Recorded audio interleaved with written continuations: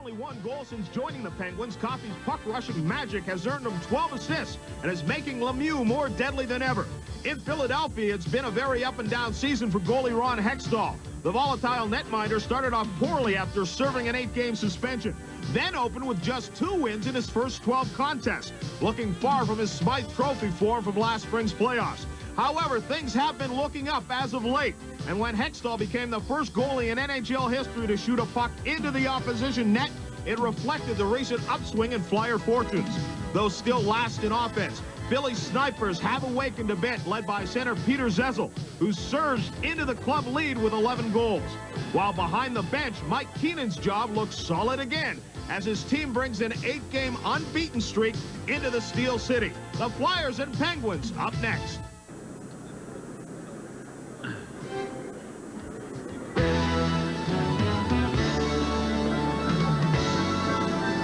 Good evening, everyone. Welcome live to the Civic Arena in Pittsburgh for a Patrick Division battle, the Philadelphia Flyers and the Pittsburgh Penguins. I'm Tom Mees along with Bill Clement. Welcome again, everyone, to the NHL Tonight. John Saunders standing by in our studio. And standing by in the Pittsburgh training room, Bill, are a lot of injured hockey players. The Penguins are coming in hurt, especially on the back line. Timing is not on the side of the Pittsburgh Penguins. You know, last year in December, they lost 5 defensemen to injuries. This year, they've already lost 3. Let's start right at the top of their depth chart. Number 77, Paul Coffey, will not be in uniform for the Pittsburgh Penguins tonight. He's nursing a knee. Second on the depth chart is Doug Bodger. He also is not in the lineup tonight. Moving down, the third guy on the depth chart is Billy Searin, who's been having a heck of a hockey season. He is not here either, so they are a wounded hockey team, especially on defense. As for the Philadelphia Flyers, they're arguably playing their best hockey of the season, and it was 1 week ago tonight that goaltender Ron Hextall made history against the Boston Bruins. Well, you know, we say very often, Tom, that teams play the way their goalies play. You have to have solid goaltending. It's scary, though, I think, in the case of the Flyers. It's very simple. If Ron Hextall plays well, the Flyers win. When he plays poorly, the Philadelphia Flyers always seem to lose. It's that fine a line. And there's another player who's really come on of late, of all-star caliber, played well in the Canada Cup, and we're speaking of number 26, Brian Propp. Yeah, the Flyers have had such problems in scoring points and putting them up on the boards, and it's time for Brian Propp to get it going, and he has got it going. He's had 15 points in the last 9 games, and it will still fall upon Brian Propp's shoulders, as well as Poulin and Zezel, to keep the offensive end going for the Flyers. Well, the Philadelphia Flyers have owned the Penguins in Philadelphia for 14 years, but here in this building, the Flyers only 1 game over 500 lifetime against the Pittsburgh Penguins. It should be a very competitive battle up next here on ESPN. Okay, Tom and Bill, thanks a lot. We'll join you in Pittsburgh again in just a moment. The Penguins and the Flyers coming your way. 1 of 4 games in the National Hockey League tonight. 3 others that we'll keep you updated on and bring you reports and highlights. First of all, from Hartford and the Hartford Civic Center, the Vancouver Canucks in to play the Whalers. And on Carlton Street in Toronto, the Washington Capitals move in to play the Toronto Maple Leafs at Maple Leaf Gardens. From the Nassau County Coliseum, it's the St. Louis Blues and the New York Islanders. The New York Islanders, of course, the first-place team in the Patrick Division, so everyone chasing them, including the Flyers and the Penguins, the game you'll see here tonight. So stay with us here. We'll be ready to face it off in just a moment from the first period. Tom Mees and Bill Clement standing by. Hockey in just a moment.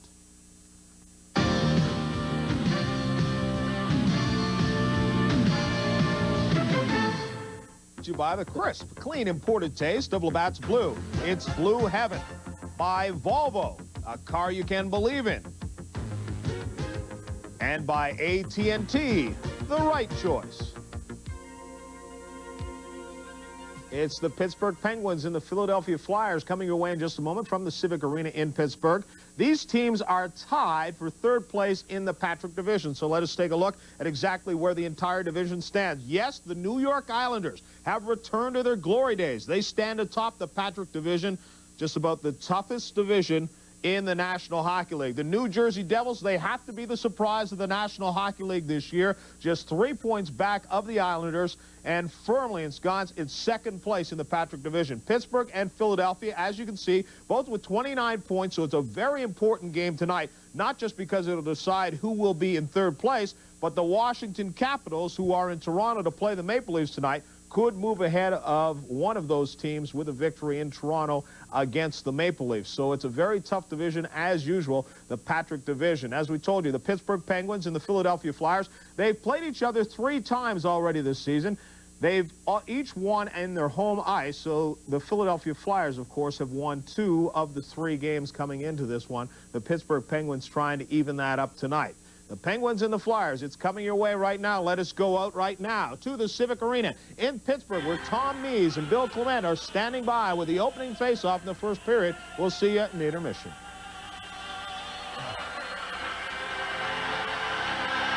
After a stirring rendition of the national anthem here at the Civic Arena in Pittsburgh, the fans are set for the Penguins and Flyers. Our referee, Terry Gregson, and the linesman got here just a few minutes ago, Wayne Bonney and Gerard Gauthier. They had some high wind warnings here in Pittsburgh today, and the airport was closed this afternoon. There's the main man for Philadelphia, Ron Hextall. 66 games played last season. It's doubtful he'll get that close with his suspension this year, and he did end up alternating when he came back, but he is hot right now. And hot, well, Gilles Meloche is starting for the Pittsburgh Penguins. He's as hot as they got. Their other goaltender, Pat Regan, I guess you could say, has been in the doghouse, Pierre Creamer's doghouse. So the oldest man in the NHL, Gilles Meloche, will start for the Pittsburgh Penguins tonight. How old is Gilles Meloche? He played several years with the California Golden Seal. Older than I am. He's 37. Oldest man in the National Hockey League. All right, Ron Sutter will face off against Dave McElwain. And referee Gregson has his arm extended, drops the puck, and away we go. The Penguins would have to be considered, at least from a manpower standpoint tonight, at a distinct disadvantage with all of their injuries coming on the defensive line. Craig Dahlquist shovels ahead to center ice. Flyers coming off a stirring victory Sunday night in Winnipeg, scoring the game-winning goal while 2 men short. As the play is whistled offside by Gerard Gauthier, we'll have a face-off just 22 seconds into the action. I wonder how often Dave Brown gets to start on right wing. He is out there with Ron Sutter. There's young McElwain, the rookie center with the Penguins. And, you know, Mike Keenan would naturally start number 14, Ron Sutter, to keep Mario Lemieux off the ice. We're going to try and give you some idea of how much ice time those two get. There's Dave Brown. I like Dave Brown. You know, I think he's a valuable guy. He certainly took a lot of heat for that Sandstrom incident, but I would love to have him on my team. He's a good guy. He plays hard, and he's improved every year on a skill basis. He scored a big goal for the Flyers in the first game of this 3-game road trip in Detroit a few nights back. Hextall behind his own net is bumped a little bit by McElwain. Still gets the puck up to center ice. And this is Jimmy Johnson for the Penguins. Johnson had a big thrill the other night getting his first goal of the season. Penguins pinching in. Behind the net is Dave Hunter, in the slot, and Mathiasen is there. Also, there was McElwain, but Ron Hextall covers up. Boy, it's unusual. The Flyers let anybody get in tight. They pride themselves on giving Ron Hextall as much time as he can. Let's see how the Penguin player jammed into the net. There's Mathiasen just dumping it in behind. Here's the pass out. Hunter to McElwain. I think Kerry Huffman took his eye off of McElwain in front just long enough for him to get inside. Well, Ron Hextall is warmed up. There he goes on his posts. Clickety-clack. You can always tell when Hextall's around. Face-off will be to the right of Hextall. Penguins win the draw. Randy Cunningworth gets off a quick shot, but Mark Howe had his stick tied. And this is Big Shell Samuelson. Samuelson still with it. He's bumped off at the blue line. Brian Propp sends it in. Delayed offside call will now be waved off. And finally we have a whistle at center ice. And we're going to have a penalty, I believe, called by Terry Gregson as we take a look at the main man in Pittsburgh, Mario Lemieux. Brian Propp goes to the penalty box for Philadelphia. Had trouble hearing the whistle from referee Terry Gregson, but Propp will sit. 1:07 into the game. 2 minutes for roughing is the call. No, it's not hard to tell who's playing with Mario Lemieux. If anybody checks the box score, just look for the guys that are scoring other than Mario Lemieux, and you can pretty well tell that they are on his wings. Callender is on one wing, and Cunningworth is on the other one. Those have been the 2 hottest players next to Mario on this team, and that is always the case with Pittsburgh. As Lemieux goes, if you get a chance to play with him, he'll turn you into a scorer. Well, the scoring propensity drops off markedly after you get off that front line with Lemieux. Boy, that's for sure. You take a look at the scoring. Cunningworth is second in scoring, and then it drops off way down. Faceoff has the puck down in the Philadelphia zone. Mark Howe, who's playing better with every game over the last 10 or 12 games, brings it out, but the Penguins dump it back in. Hextall back out to center. Rushing for it is Norm Schmidt for the Pittsburgh Penguins. Penguins on the power play. So far this year, they're 22.9% effective at home. See that shot? That time Hextall cleared the opposition blue line, landed 20 feet inside Pittsburgh zone. That's about 20 feet further. It landed 20 feet further than on the goal he scored the other night against Boston. Penguins rank 18th on the power play, have a minute 22 left in this man advantage, but the Flyers will easily clear. And here comes Dave Poulin, shorthanded. He shoots, and just getting a piece of it with Gilles Melange. He just got a bit of that puck. Back the other way comes Lemieux, but we have a whistle by Gerard Gauthier. And there was a pretty good tangle going on behind the play. It was Rick Tocchet and Jimmy Johnson way back in this zone. Watch this pass by Howe. Boy, you got to be sure. He had two guys going back. You know what happens there? You see number 25 for Pittsburgh, Norm Schmidt? He has got to rely on Kachowski, 36, to hold up Dave Poulin. That's not the defenseman's responsibility right there. Well, sitting in the penalty box and evening things up now for the Pittsburgh Penguins will be number 6, Jim Johnson. And he will even it up. 2 minutes for slashing at 1:58. I'd said Kachowski. 36 is Jock Callender for the Penguins. That defenseman, once he knows that winger is over there close enough, it's a verbal thing too. You got to say take him, and somebody has to answer back, okay, I got him. And when they don't have him and the defenseman assumes that he does, well, look at this. A late arrival, Nick Fotiu. Friends, 15 minutes ago, Nick Fotiu was sitting up here in the press box, not 10 feet away from us. He was walking around in a three-piece suit. Nice suit, too. Nice dark navy. I wonder what happened there. I'm sure he prefers the orange suit he has on now. Well, you know, that we got to tell the story about what happened to him in Winnipeg the other night when we get a chance. Remind me. All right. Play is back on. Both sides are at 4 skaters aside on the penalty to Johnson of Pittsburgh and the prop of Philadelphia. The Flyers will have a power play of their own if nothing else changes in about 50 seconds. Murray Craven of Philadelphia shoots it in behind the net. This is Dan Quinn of the Pittsburgh Penguins. Only serious shot on goal taken by Poulin just a moment ago. Cutting in is Bork. No relation to Ray Bork. Number 29 is Phil Bork. Youngster just called up from Muskegon in the International Hockey League. Back the other way is Huffman to Craven. Crossman with a weak shot. Melange goes down, and it's in the net for a score. Melange looked like he was fooled or maybe lost an edge, Bill. He almost went down to the ice in slow motion, and Doug Crossman will get a goal. I think it went through him rather than around him, but it looked as if it went off a stick. Pretty good penetration by the Flyers and a decent attempt by the Penguins to stand them up, but it's always the last guy coming late. Count them. Crossman is the 4th guy coming into the zone. You saw the deflection. Yeah, it went right up, and I think it went between Melange's arms. Here's a good look at it. See where it ends up here.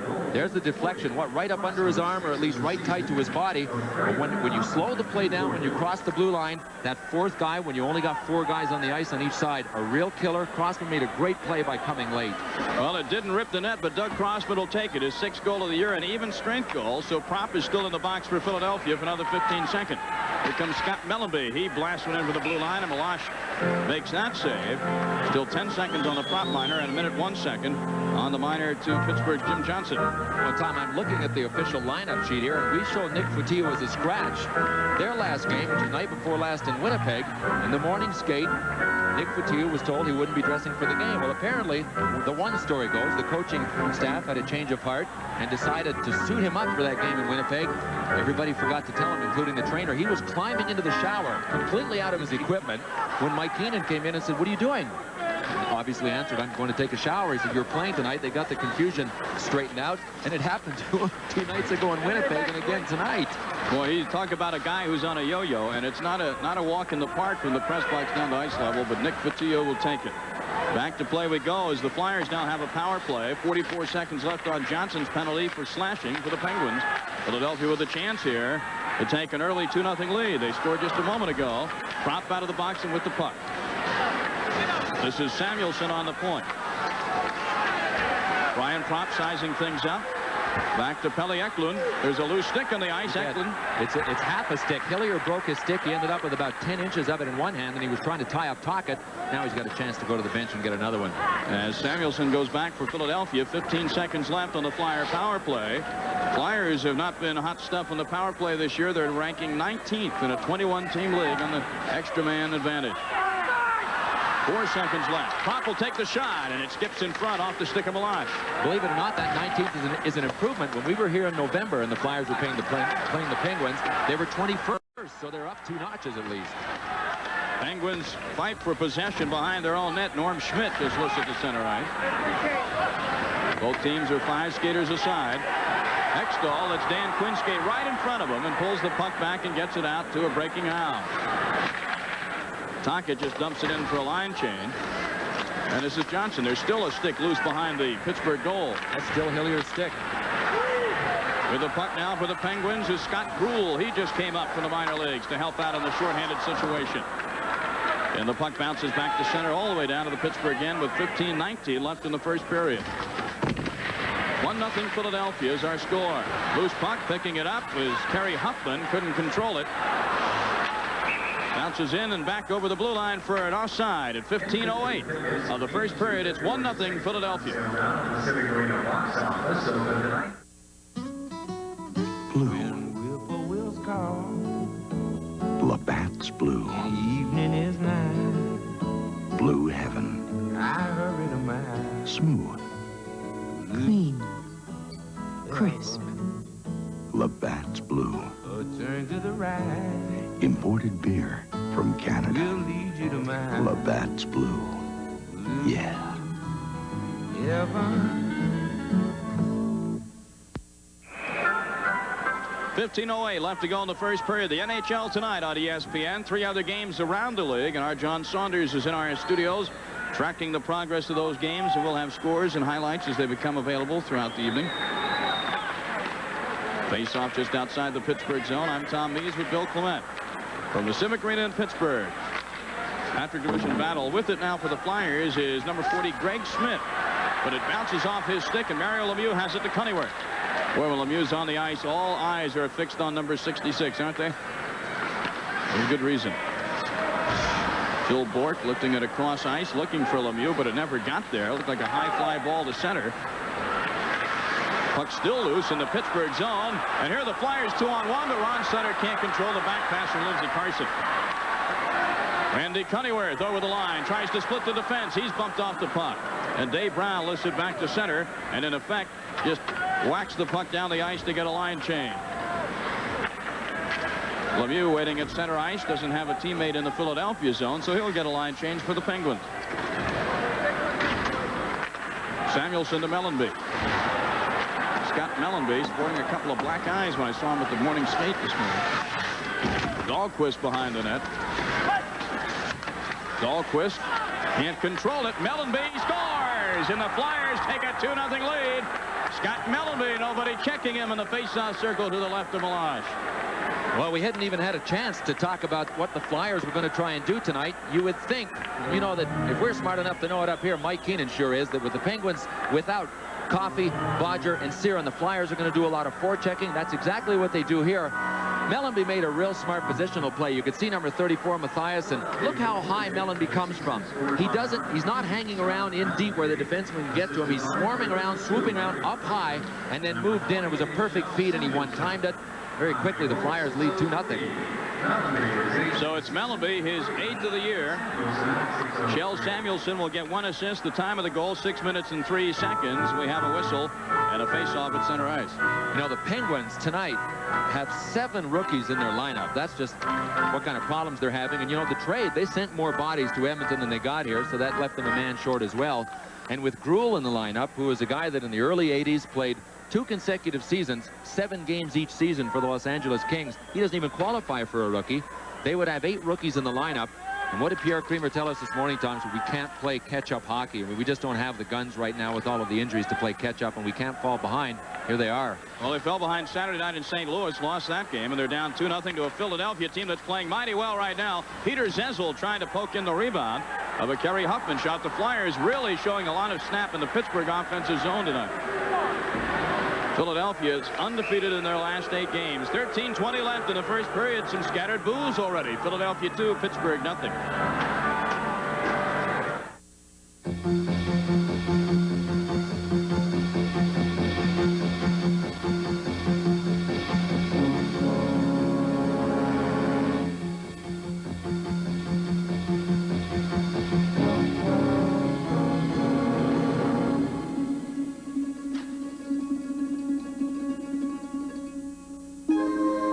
How well does your car stand up to heavy traffic?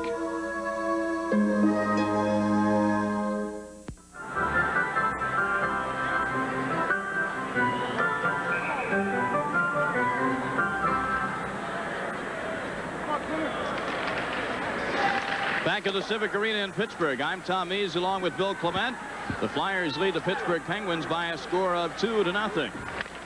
Crossman scored first for Philadelphia, and then Scott Mellenby scoring just a few moments ago, and the undermanned Penguins are in the position they did not want to be in, trailing early 2-0. Back to get it for Pittsburgh behind his own net. Number 25 is Norm Schmidt. At center ice with it, that's Scott Rule. Looking for Dan Quinn, but Mark Howe is there to cover up for Philadelphia. Puck comes loose back to center, and dumping it in was Schmidt. Penguins, unless it's Lemieux's line out there, Bill, really not orchestrating anything that looks like a set offense. And as I say that, a loose puck comes right in front of Hextall, but he bats it out of there. Their biggest offensive threat besides Mario is number 10, Dan Quinn. He missed the first part of the season with a broken wrist, and he really hasn't gotten his game on track yet. But that's been the problem, and that was what they gave away to get Paul Coffey. They gave away Craig Simpson, who was their second most dynamic offensive player, along with Mario Lemieux. So they did have to give something up. Crossman bangs it off the boards. Lindsey Carson can't get it for Philadelphia, and Milosh just leaves it for his teammate Jimmy Johnson. Here comes Dan Quinn, taking the blast from the blue line. Hextall routine save there. Crossman up to Sutter. Sutter along with Phil Bourque. Penguins have a chance to break out of their zone, but can't do it, as Nick Fatiu is there to bump Mark Kachowski right off that puck. Kachowski didn't see Big Nicky coming at it. Can you hear the hum? The people are just noticing Nick on the ice now. Yeah, he's one of the helmetless few in the National Hockey League. That plus his reputation as a tough guy preceding him. Dave Brown up the left wing for Philadelphia. Dumps into the corner, and the Flyers will get a change on the back line. Penguins break out of the zone now. Contos, former Ranger, getting up to Callender. Callender on the backhand, and Hextall with the save. And we're going to have a whistle and a penalty, either for holding or interference. And Fatiu says hello there to Wayne Van Dorp. Somehow that doesn't surprise me when they're on the ice at the same time. Nick Fatiu, much traveled, played with the Rangers, with Hartford, with Calgary, and now with Philadelphia. Well, they're supposed to dislike one another. Van Dorp came from the Edmonton organization, and Nick came from the Flames organization last year. Watch this move, and it's a nice one. We talk about Samuelson's reach. The defender there is Shel Samuelson. He's got the longest reach in the NHL. So when you overcommit and miss, as he did, he swung to his left and missed. Callender made a nice move back to the inside, and that forced Stretch Samuelson to hold him down. Stretch is right. Shel Samuelson, tallest player in the National Hockey League, gives the Penguins their second power play opportunity of the night. Penguins rank 18th overall in the power play. At home, they're 22.9, but the untold story is the fact that Paul Coffey really juices up that power play. Well, they're 29% with Coffey and 14% without him since he's been here, so that tells you what he means to the power play. Randy Hilliard goes back as the Flyers clear the puck down the ice, still with 1:45 to go, and of course Mario Lemieux is quarterbacking things on the ice for Pittsburgh. Lemieux tried to pick up a loose puck, and he touched it, but it was offside. Gerard Gauthier blows the whistle. We'll have a face-off just outside the Philadelphia zone. Well, Mark Howe's kind of gotten his game straightened out. Boy, did he struggle. Went almost the first 10 games without a point. The first 8 without a point at all. And that was his tough time adjusting to the loss of his defense partner, Brad McCrimmon. But life goes on, and Mark Howe has adjusted. Boy, as he goes back there, really the Flyers defense goes. They need him to play solid hockey. He is their leader on the blue line. And you've got a guy that's not playing well, as Mark Howe wasn't. Nobody was. I don't know. Can you think of one guy on that Flyers team? Mike Keenan said nobody was playing well for the first 12 games. Nobody was playing particularly well, and when Hextall came back after the suspension, he was not playing well for a long time. Honeyworth with a blast, and Hextall kicks that You're out. being polite. Yeah, he will admit he was playing terrible hockey. Lemieux on the left wing. Look at that. 2 Flyers are drawn right to him. Somebody's got to be open. You bet. Bourque. Back to Schmidt with a drive, and it's wide to the right. Bourque again. The blast. He scores!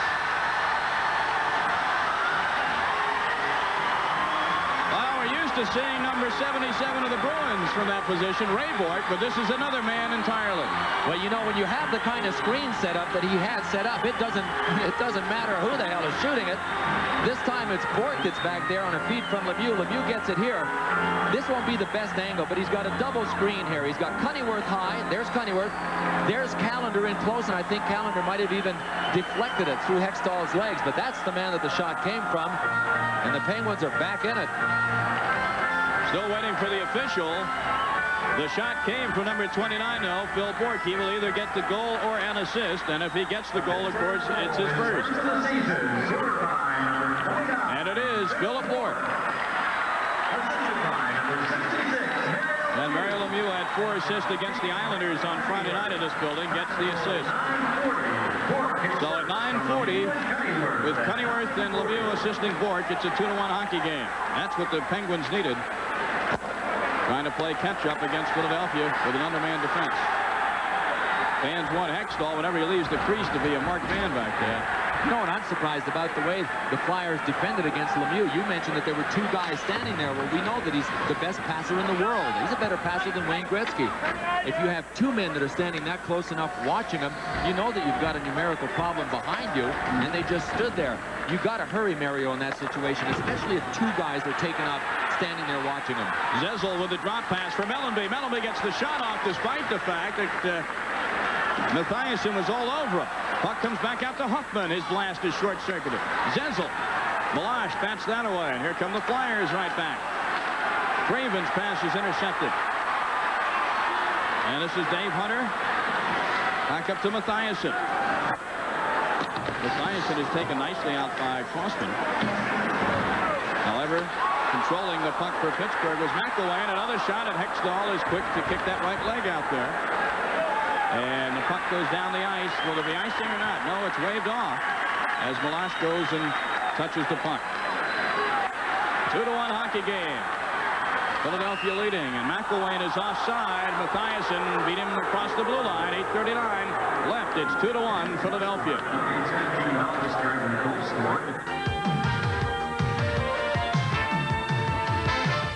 Pittsburgh. I'm Tom Mees with Bill Clement. This is the NHL Tonight Patrick Division battle. Philadelphia Flyers and the Pittsburgh Penguins. And the Flyers jumped out on top 2-0 on goals by Mellenby and Crossman, but answering with his first of the season, Phil Bourque just called up for the minor leagues on the power play, and it's 2-1 Pittsburgh trailing Philadelphia. This is the Flyer captain Dave Poulin. Poulin now on a return pass from Propp, can't connect. And here's Mario Lemieux. Breaks in alone now. He'll set it up. Leaving it for Johnson down the slot. He shoots just wide to the right.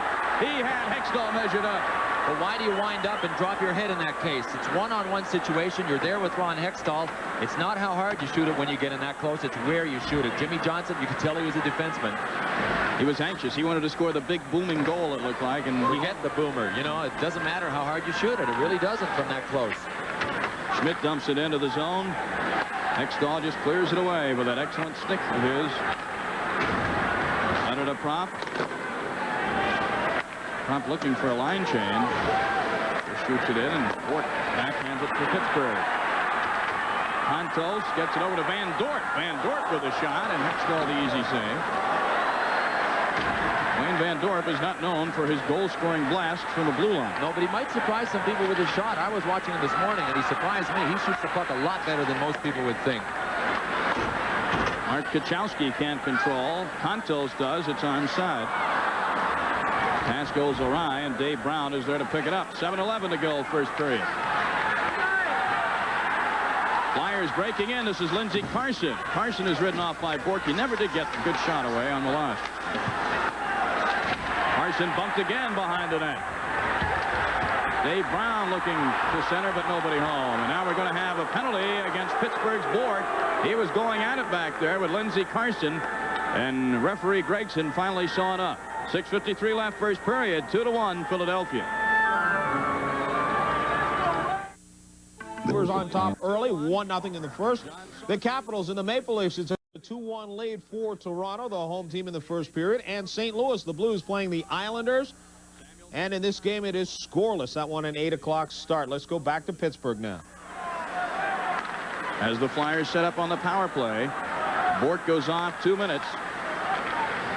He committed that penalty against Carson just before we went to commercial break. Prompt with a shot. Tocchet tries to deflect it, but it did not get through the legs of Gilles Malache. Puck is loose in the slot, and Quinn will clear it for Pittsburgh.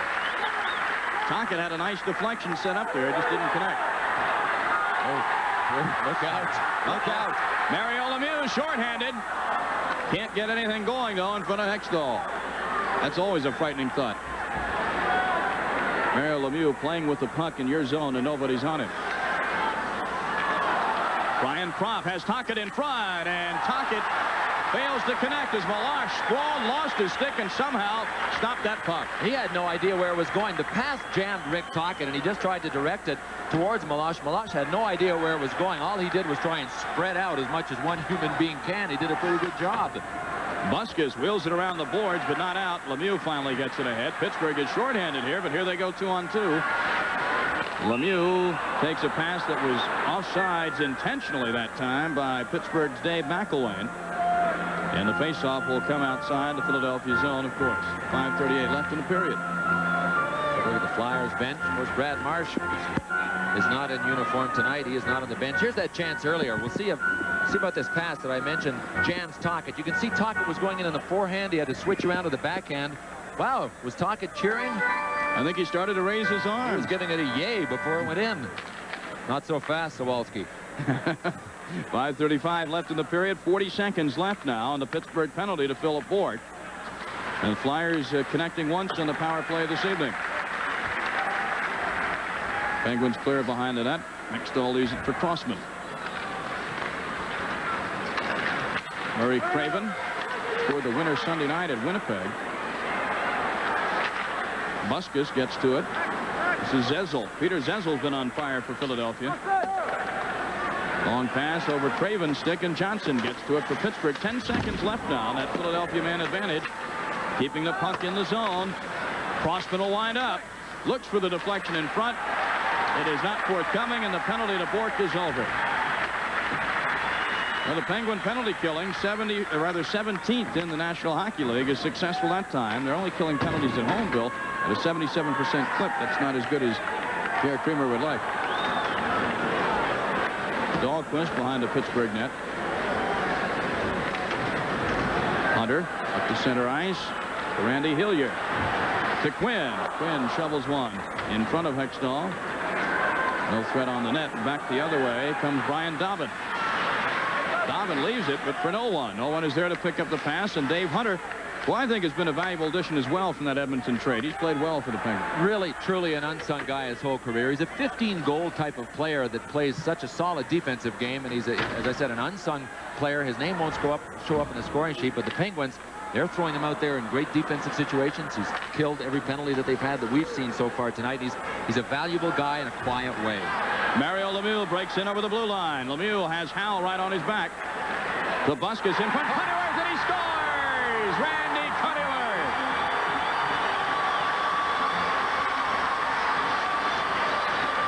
Just in a twinkling of an eye, we are tied at 2. Well, I said this morning, 100% of the shots you don't take don't go in. This is directed to the net.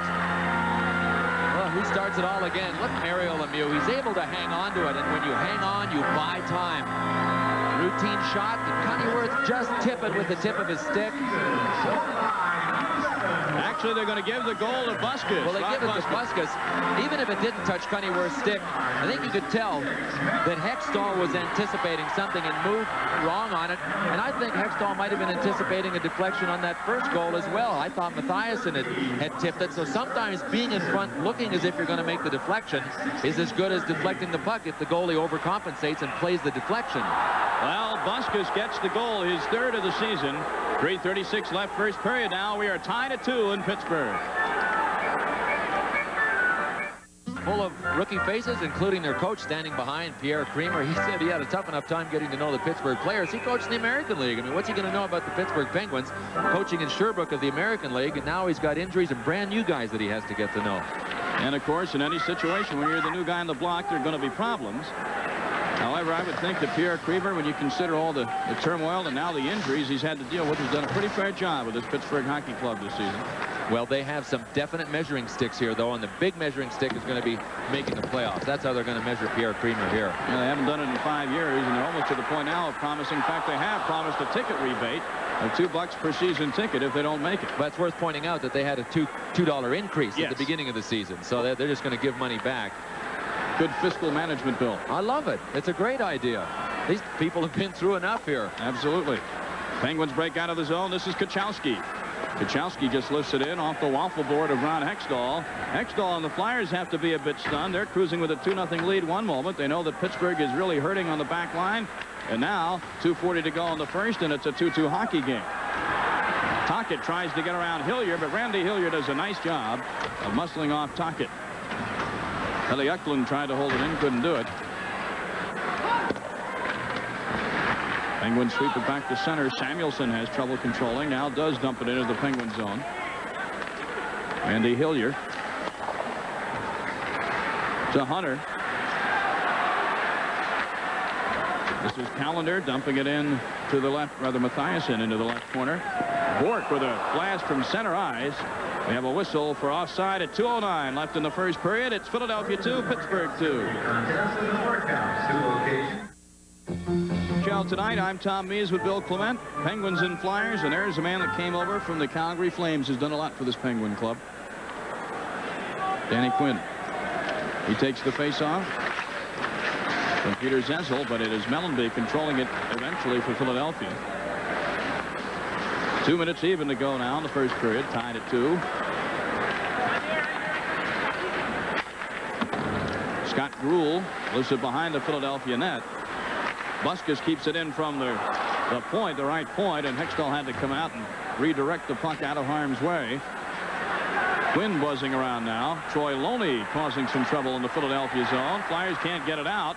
And now, as I say that, they do. Back to Bork at center ice. Hextall, of course, a lot of notoriety for Ron of Philadelphia in the last week, scoring that goal against the Bruins last Tuesday night. And an offside pass is made, and so the whistle blows with 1:25 left in the period. You talk about notoriety. Imagine scoring a goal as a goalie. And so many people say we're amazed that it didn't happen earlier. I'm not amazed at all. Eddie Jackman, I guess, came the closest. He put one off the outside of the post in Toronto earlier in his career. But you can't imagine how difficult it is to raise the puck. It's one thing to shoot it hard, but Hextall shoots it over people. And Bobby Taylor, who works for the Philadelphia Flyers TV broadcast crew and is an ex-goalie, was telling us this morning, and he made a real good point. That's like having a first baseman strapper, a big mitt on your hand, and then trying to grab a goalie stick, which is larger than usual anyway, and trying to raise it. And Hextall can actually clear the other team's blue line. That's what he did when he scored the goal. It's not amazing that it hasn't happened before. Puck goes into the Pittsburgh player bench. We'll have another whistle and face-off with 1:17 left to go. As Ron Sutter, who's feeling a lot better physically now than he has in the past. He was really feeling pretty chipper before the game tonight. Yeah, he really had a tough go of it in the playoffs last year with the back. And there were reports that the Flyers had asked him to play and that he said he didn't think he was ready to play. And then the Flyers said, no, we just want him to play when he's ready. They're an emotional family, all of the Sutters. And any time that desire to compete is questioned, it's like driving a knife right between their shoulder blades. Sutter shoots it into the corner, and back to get it was Carson. He was trying to center for Dave Brown, but it didn't connect. Callender can't get to it for Pittsburgh. Back the other way. Puck comes loose to Cunneyworth. 1 minute. With 1 minute to go in the first period, and the fans here at the Civic Arena, I would think, have to be satisfied with the product they've seen so far because of the fact that they're so undermanned on the back line. Mario Lemieux has assists on both goals tonight. What else is new? Picks up a loose puck, gets it to Callender. Callender looks for Cunneyworth in the slot. But Dave Brown steals the puck away and a nice bit of stick work. To Sutter. 30 seconds left in the period. And the puck goes back to center ice. Huffman can't keep it in there. Lemieux motoring over the blue line. And Ron Sutter picks it up off Lemieux's stick. Johnson shoots it back in. And the Flyers carry right back out again. Lindsey Carson just lifts it down the ice. 10 seconds now left to go in the first period. Tied at 2. Randy Gregson has to avoid a clearing pass in the slot. The shot is taken by Philadelphia's Rick Tocchet well over the net. And that'll do it for the first period. Philadelphia 2, Pittsburgh 2. The Penguins outshot the Flyers 14-7.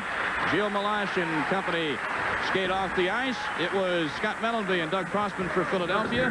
Ford and Rod Buskus scoring for the Pittsburgh Penguins. So after one period on the NHL tonight from Pittsburgh, it's Philadelphia 2 and Pittsburgh 2. We'll be back in just a moment.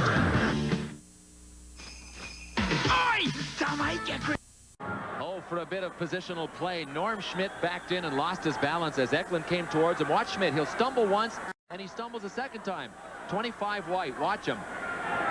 There's the first one. He gets up. He loses it again right there, so Eklund's got all kinds of time. Talk about that guy coming late. Huffman was the last guy coming into the zone, and because Eklund had enough time, there's Schmidt's fall. Well, Huffman was about fourth into the zone, but he kept barreling for the net as soon as he saw that Schmidt was in trouble. And for a rookie defenseman, he showed a lot of poise, didn't he, as the Flyers take the lead by 1? He sure did. Kerry Huffman scores the goal. He's from Peterborough, Ontario. He's only 20 years old. And we saw his debut against Montreal on opening night. He was quite impressive there, and he gives the Flyers the lead. There's a whistle with 11:02 left in the second period. It is 3-2 Philadelphia. Watch Mike Liut lose track of the puck, moves to his left, but hey, the puck's still on the right. John LeBlanc just has to come around and sweep it between Liut's legs, and the Canucks have a 2-0 lead over the Hartford Whalers. Our other scores, Washington playing Toronto, and the Maple Leafs putting out hurting on the Captains 4-1. St. Louis and the Islanders with a 2-0 lead over the Blues. Right now, let us go back to Tom Mees and Bill Clement. Well, I wonder what the problem is in Washington. I think a lot of people would be asking that with the trade they made and with Gustafson coming back into their lineup. Everybody expected Washington to be right at the top at this stage of the Patrick division. And Hartford, they've won 4 games in a row. That's true. Mike Liut just signed a new 3-year contract with the Whalers. However, frankly, didn't look good on that second Vancouver goal. And that happens to be the best of them. It's a long way to go in that hockey game. You're right. A lot of questions being asked in the nation's capital. Flyers scored just a few moments ago. Huffman from Pelle Eklund, and Philadelphia leads this one 3-2 with 10:45 to go in the second period. Breaking in is McElwain, but he's bumped off by the Philadelphia defense. Craven first, and then Howell controlled. Plays onside for Murray Craven, but his shot is well wide to the right. Back out to center ice, Mark Howell controlled. And a 2-line pass whistled for an offside. We'll have a face-off with 10:25 left to go in the second period. So the Pittsburgh Penguins have been well outshot, 7-1 in this second period of play. There's Dave Hunter. Certainly not a forgotten man in the trade as far as the Pittsburgh Penguins are concerned, but he had to read down the list to find his name and the players that came here. Of course, everybody was thinking about Paul Coffey. The guys that went the other way, most notably Greg Simpson, Dave Hannon also went there. And an interesting story about Hannon is he didn't believe it when he was told. The equipment manager of the Penguins told him to pack his gear that he'd been traded, that he was involved in the Coffey deal, and it took a long time for the people to convince him that he was actually involved in the trade. He said, no way, not me. Here come the Penguins into the Philadelphia zone. Callender. I guess when they handed him his plane ticket, he believed it. Pulling into the Pittsburgh zone now. Leaves it for Brian Dobbin. He'll turn around and just whack at it. And a whistle as play is stopped as Valash hangs onto the puck. 9:57 left second period. Philadelphia 3, Pittsburgh 2. Pennsylvania, the Civic Arena, affectionately known to the hockey fans in this town as the Igloo. Penguins under their igloo trailing the Flyers tonight 3-2. And the face-off to the right of Gilles Malache. Lemieux takes it with Sutter. Ron Sutter controls it back to Mark Howell. Howell dumps it in the corner, but nobody was there for Philadelphia initially, and now it's Sutter with it again. But Callender is there for Pittsburgh. I like the way Philadelphia's forechecking in the Pittsburgh zone tonight. They're causing a lot of disruptions, it appears to me, Bill, almost throughout the evening.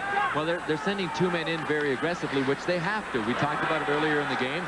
Pittsburgh Penguins defense decimated by injuries. Naturally, you got a bunch of guys back there that aren't regular National Hockey Leaguers. You have to force. You can't take a conservative approach, and the Flyers are taking an aggressive approach.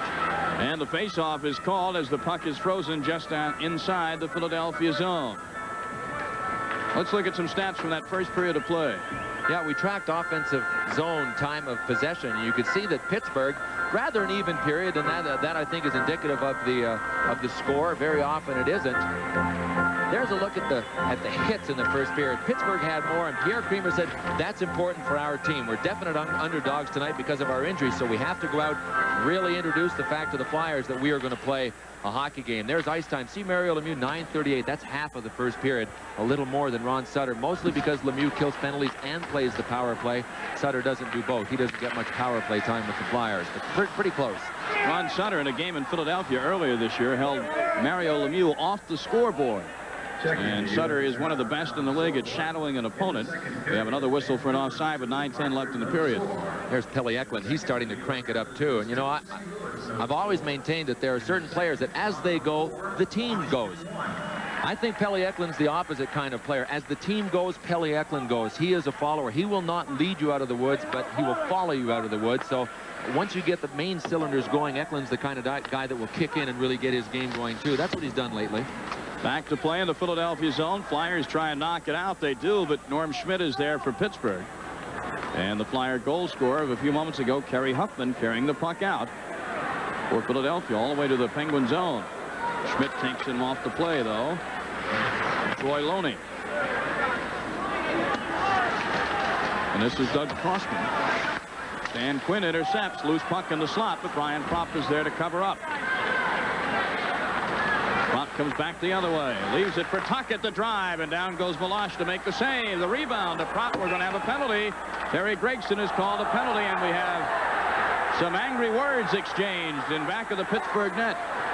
You know, Gregson has to call a penalty on Tocchet there, too. It was originally a penalty on one of the Penguins for holding Brian Propp.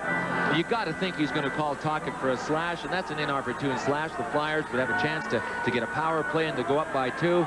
Tocchet lost it. 8:23 left in the second period. We'll have the penalties in a moment. Flyers lead it 3-2.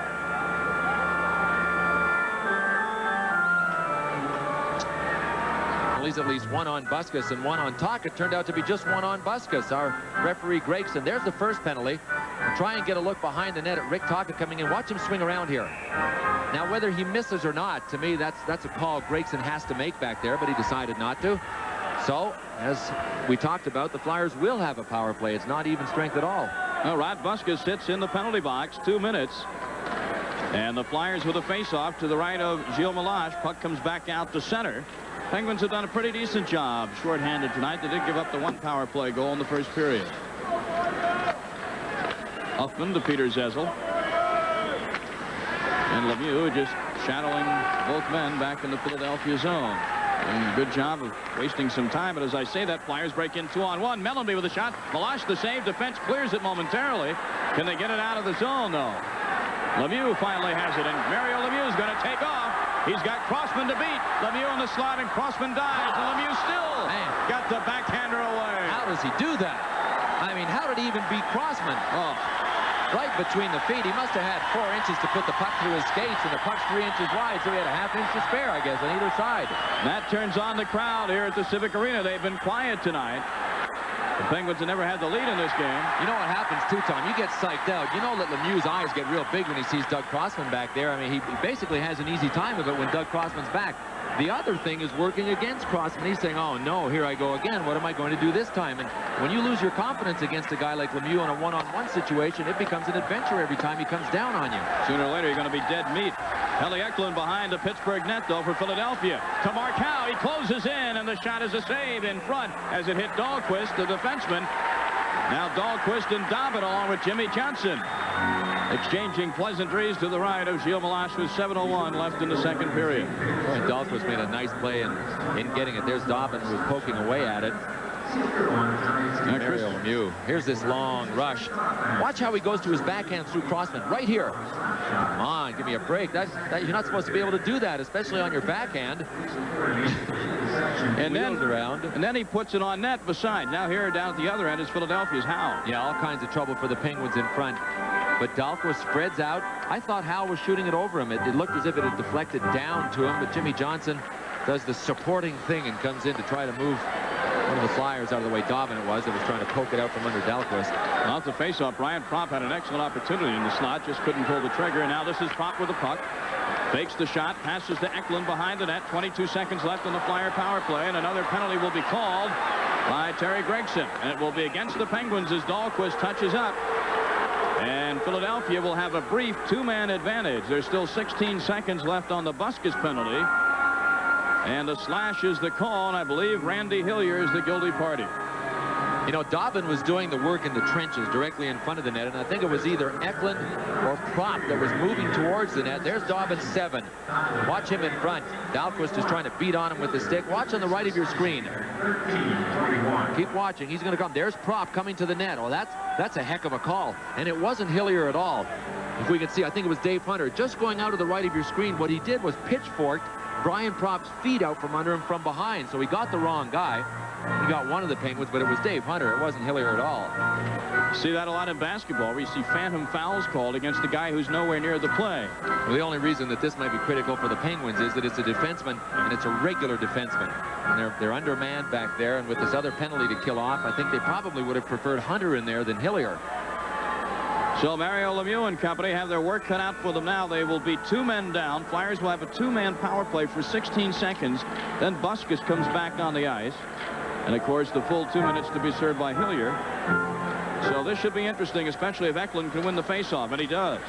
Crossman to Brian Dobbin. 10 seconds left on the 2-man advantage. The shot by Huffman is wide. In front, Dobbin can't connect. He had an open net to shoot at. Couldn't control the puck. 3 seconds left in the 2-man advantage, and the Penguins ice it down and take Busquets back on the ice to eliminate the 2-man disadvantage and make it only 1. That brings a cheer from the crowd, and now the next hurdle is for Pittsburgh to kill off the rest of that Flyer power play, and Eklund was way offside. And there'll be a face-off just outside the Pittsburgh zone at 6:09 left here in the second period. Brian Dobbin, you know, you never know what kind of hand fate is going to deal you. He was fighting for a job last training camp, not this one, but last year.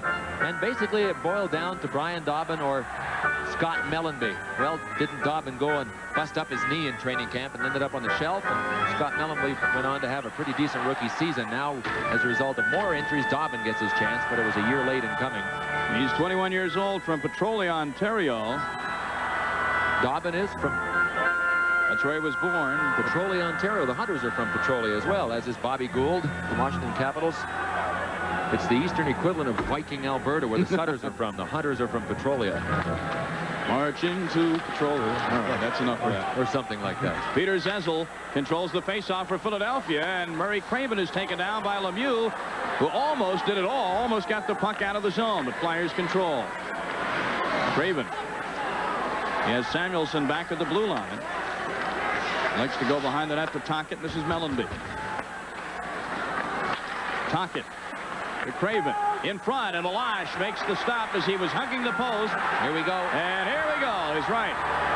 Dahlquist, and I believe it's Lindsey Cart. No, Mellenby. And you know, Dahlquist did a nice job in keeping Mellenby on the outside. That time the shot was coming. Malash made the save, and there was a rebound. We'll probably get a look at it. And Dahlquist did just a good defensive job of keeping Mellenby on the outside, but he had to do it with force, and that's what Scott took exception to. Well, sticks and gloves litter the ice in Pittsburgh. We'll separate the penalties for you in a moment. Philadelphia 3, Pittsburgh 2.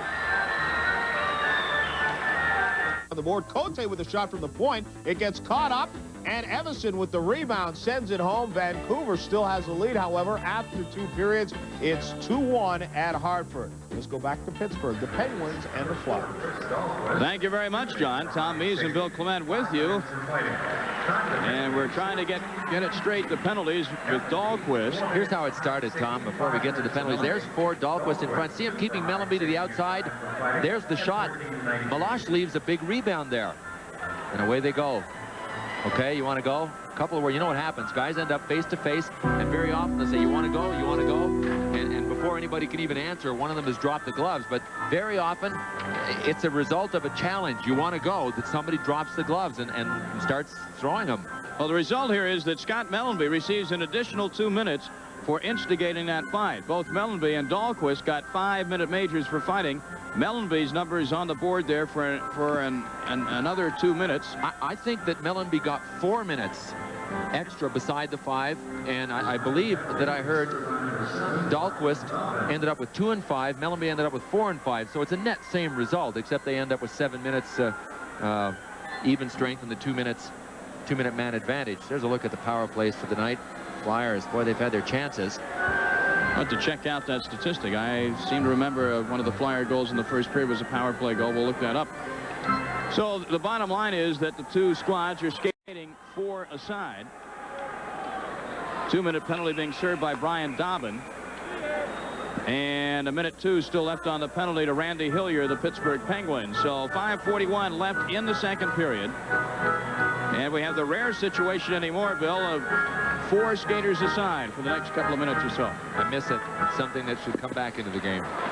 Face-off control by Philadelphia. Markal in the slot as the puck bumped off his stick, and here come the Penguins. This is Dave Hunter to Jimmy Johnson. Johnson gets around Pelle Eklund for the moment, but Samuelsson helps him out. Well, that's a pretty good defensive job. Hunter was smart enough to move the play to the left side because he's got a forward trap back there. That's Eklund. Eklund did a nice job of tracking the winger down against the boards. And the Flyers finally dig the puck off the stick of Jimmy Johnson. It took 2 Philadelphia players to do so. 30 seconds left in Hillier's penalty, and then Pittsburgh will have a short-line power play. But for the moment, lots of open ice out there, and Pelle Eklund likes that situation. Tries to get around Schmidt, can't do so. Nice job by Schmidt. Back to Huffman. He's got a lot of ice to shoot at, but he hits it right off the stick of Hunter. Craven picks up the rebound. 10 seconds, and the Penguins will be on the power play. Dan Quinn outraces Samuelsson, but Samuelsson uses that reach. He outraced him, but he couldn't outreach him, could he? No, he couldn't. And now the Penguins are on the power play for the next 55 seconds as Hillier is back on. Cunnyworth dumps it behind his own net. And Bork and Buskus will try and move it out. Fans are getting restless. Penguins have only had 1 shot on goal officially in this second period. Mario Lemieux to Cunnyworth. Closing in, the centering pass for Callender doesn't connect. And Prop will dump it down the ice.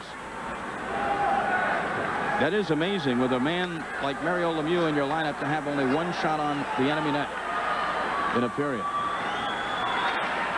Buskus dumps it in the corner, and Hextall will play it. But he can't clear the zone, and Lemieux keeps it in. Callender, though, has Lemieux's pass sail by to center ice. Boy, how many of those passes were cut off when Ron Hextall was struggling? What a difference. Ron Hextall, look at that one, right over everybody. He tries so much, and he does so many things back there. He's so busy that when your game falls apart, there are more things to notice. And when he was going bad earlier in the season, we saw one of his passes get cut by Cunnyworth right here in November. Cunnyworth went in and scored, but Hextall's got it straightened out now pretty well. Sides are even up. Jimmy Johnson with a shot to save Hextall. Cunnyworth, centering pass, couldn't connect with Callender in the slot. Hextall calmly steered that aside, and here come the Flyers. Tocchet over the blue line. Malash the save. Sutter with a rebound, had an open net, but couldn't direct the puck into the proper area. And Gregson's going to call another penalty against Pittsburgh. 3:11 left. Second period. Flyers 3, Penguins 2. 2 minutes for holding at 16:49. A crucial part of the game for the Penguins. Well, the uphill battle continues. See if we can pick up some of the action. There it is. Top of your screen, center of your screen. Right down into the net. Well, it looked like a partial takedown, but that's a pretty gutsy call by Gregson after he seems to have called a number of penalties against Pittsburgh. More than he has against the Flyers in this period. Oh, it's going to take its toll, too. When you're hurt on defense, killing penalties is where it's going to show up, you would think. But you know what the Penguins have shown me tonight, Tom, that is a real sign that they are not the Penguins of last year or the year before. And the few times that I've seen them this year, they've shown me the same thing. Grit. And I don't know how to describe it other than the fact that when the chips are down, more guys come to the head of the line and say, let me out there and let me play some gritty hockey. They just hang in there better than they did. They don't fold. Well, when the Penguins of last year getting down 2-0 to Philadelphia and being as injured as they are in the back line, they would have given up last year. I believe they would have. But not this year. Face off to the left of Malash. Flyers pressing now behind the net. Brian Prop centering to Eklund, and Eklund tried to snap drive and couldn't control the bouncing puck. Tocchet with it behind Malash. Malash going to get a stiff neck from all the looking around he has to do over both shoulders on the power plays tonight. Crossman back to Huffman. Huffman getting a lot of ice time tonight off Hunter's stick, well over the glass into the crowd. Kerry Huffman has the 1 goal tonight, and he's on there on the power play. Pierre Creamer won't be able to. I know he'll be disappointed, if not hoarse, because of the calls. He's an active coach down there, and from here we can see him yelling away. Carey Huffman, but his penalty killers have been awesome tonight. Well, the Flyers, officially, according to the statistics we've been given, are 0 for 4 on their 4 previous power play opportunities. Here's Pierre Creamer. He said his adjustment was pretty easy coming from Sherbrooke, Quebec. Makes his permanent home in Laval, just north of Montreal, but it was a pretty easy transition. He said, and his 7 kids made the transition pretty easy too. And for a couple of minutes, he had me believing he had 7 kids. He's only got 3. Yes, but a lot of his children, I believe 2 of his children didn't speak any English when they moved here to Pittsburgh, and they made the transition well. I said he had 7 kids. He just didn't know where they all were. Bill Clement said that, not I. Eklund getting around the defense, centers it for Tocchet. Tocchet takes a spill. 1:05 left in the Philadelphia power play, but this is Pittsburgh's Dave Hunter. He might as well shoot. Why not? Huffman gave him some room, and Hextall saw it all the way and made the easy save. 2:05 left in the period. 54 seconds left in the Philadelphia power play, as the Flyers, with the man advantage, are called for icing, and so the face-off in the Philly zone to the right of Ron Hextall. Gio Malash, who's been playing a lot of late. John Saunders standing by in our NHL Tonight studios. Lots of other action going on tonight, John. What's happening? Well, Tom, at the Nassau County Coliseum, the St. Louis Blues are on the board. It was 2-0 Islanders. Tim Bothwell out of Brown. Drop pass to Mark Hunter to Perry Turnbull, and he scores his 2nd of the season. And the Islanders still with a 2-1 lead. Let us go back to Tom Mees now and Bill Clement. Well, the Hunters and the Sutters, they seem to be everywhere, don't they? So does that man. You talk about a man who benefited from the Canada Cup and his overall image, and that's Mario Lemieux.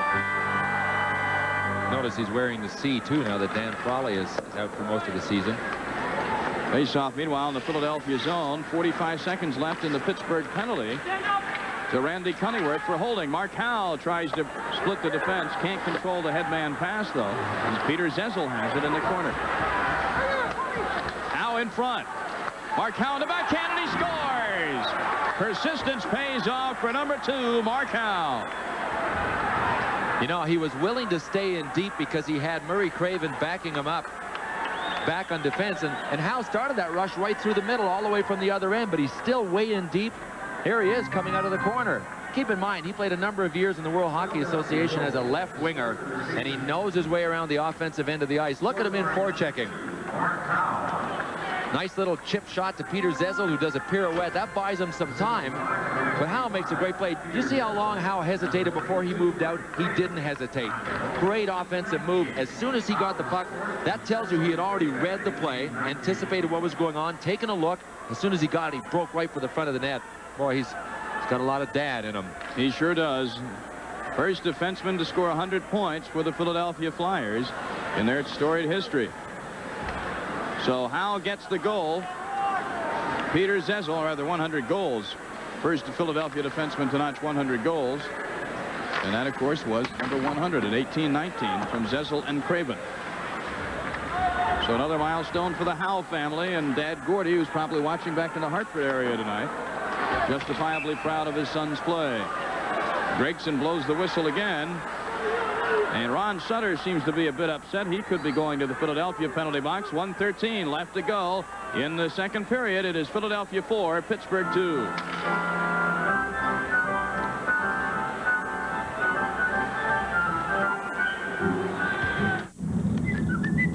And Ron Sutter for Philadelphia each are sent to the dressing room with 2-minute penalties for high sticking, so it doesn't affect the manpower situation. Time's a wasting for Pittsburgh. Throwing a shot on net was Chris Kontos. That shot appeared to befuddle Ron Hextall for a moment, but he still made the save. Did about a 4-foot directional change, went right off Crossman's skate. And in between the second and third periods, Bill Clement will have a chat with Philadelphia Flyer head coach Mike Keenan, who has had an interesting year, to say the least. And he'll discuss a lot of the aspects of the Flyers' up-and-down season. And John Saunders will have scores and highlights from around the NHL as our NHL Tonight studio segment continues right after this period. Propp. Oh, missed it. Brian Propp gets it over. You could see it coming from here. What a gorgeous setup. It was Howe to Propp, and Eklund was all alone cruising in, and he just lottie-dotted. 15 seconds left in the period. Pelle Eklund has to be talking to himself. You bet, in Swedish, probably, at this stage. Wide open net. If he bears down, it's an easy pot. Look at Propp saying, that was my assist you took away. Great three-way passing play. Watch Howe. just threads. 3 Pittsburgh Penguins back now. Can we see Eklund? Well, he just thought it was a foregone conclusion, and he really didn't bear down on it. It went off the heel of his stick. That might be the little bit of breathing room the Penguins need at the end of the period. That 13 seconds to go, that would have definitely put them away. You can see by the statistics that Brian Propp has been a thorn in the side of the Pittsburgh Penguins. It's all documented. The Penguins haven't won in Philadelphia in 14 years, but lifetime in this building. The Flyers only own a 1-game advantage, 24 wins, 23 losses, and 13 ties. So the Penguins always play the Flyers tough here at the Civic Arena. 2-1, and that's the end of the second period. Well, Pittsburgh came in tied at 2, but the only 2 goals of the period are the Philadelphia Flyers. Kerry Huffman at 8:02. Mark Howe on the power play at 18:19.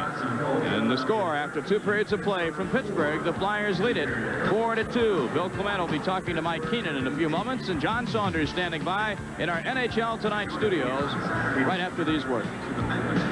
And downs, I guess the highest up would be the Canada Cup, and the downs, obviously, the basement at least, the start that the Flyers had. Now it looks as if the elevator is on its way back up. A few more smiles around the Flyers locker room these days. We'd like to think so. You're right. We've gone in the whole gamut as far as the emotional level is concerned, being on top of the world with the Canada Cup victory and then coming back to Philadelphia and really being in the bottom of the league for the first time in how many years in the history of the franchise. But we're on our way up. We're playing consistently well now, and we have a little bit of a streak going. Let me go back to the Canada Cup one more time, and this will be the last time I will ever go back to it. The players that you had involved all struggled early. Doug Crossman, Brian Propp, Rick Tocchet. The only person that was involved that doesn't have statistics that we can measure is you. Do you think you struggled a bit as a result of the Canada Cup? It was draining. There's no question about it. It took a lot of emotional expenditure on behalf of all of us involved because of the intensity level and the focus on the Canada Cup. And I'm sure it had a draining effect to a certain extent. You don't come off something like that and get right into the National Hockey League schedule without feeling some impact. Sure.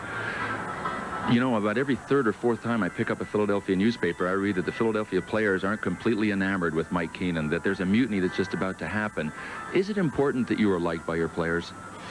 It's probably not necessary. It is somewhat important. I think that ultimately you can get the best of an individual if you are liked a little bit. And however, the history of the league shows that it's not necessary completely, that some coaches have done it in certain ways, in certain styles, and I think you have to find some kind of relationship between your players and yourself and try to foster whatever that relationship might be at critical times, and that happens and occurs from time to time throughout the season. Mike, thanks for being with us. It appears as if your elevator is on the way to the penthouse, and for your sanity's sake, I hope it gets there. Thank you. Thank you very much, Bill. We'll be back with more NHL action. 3rd period coming up after this.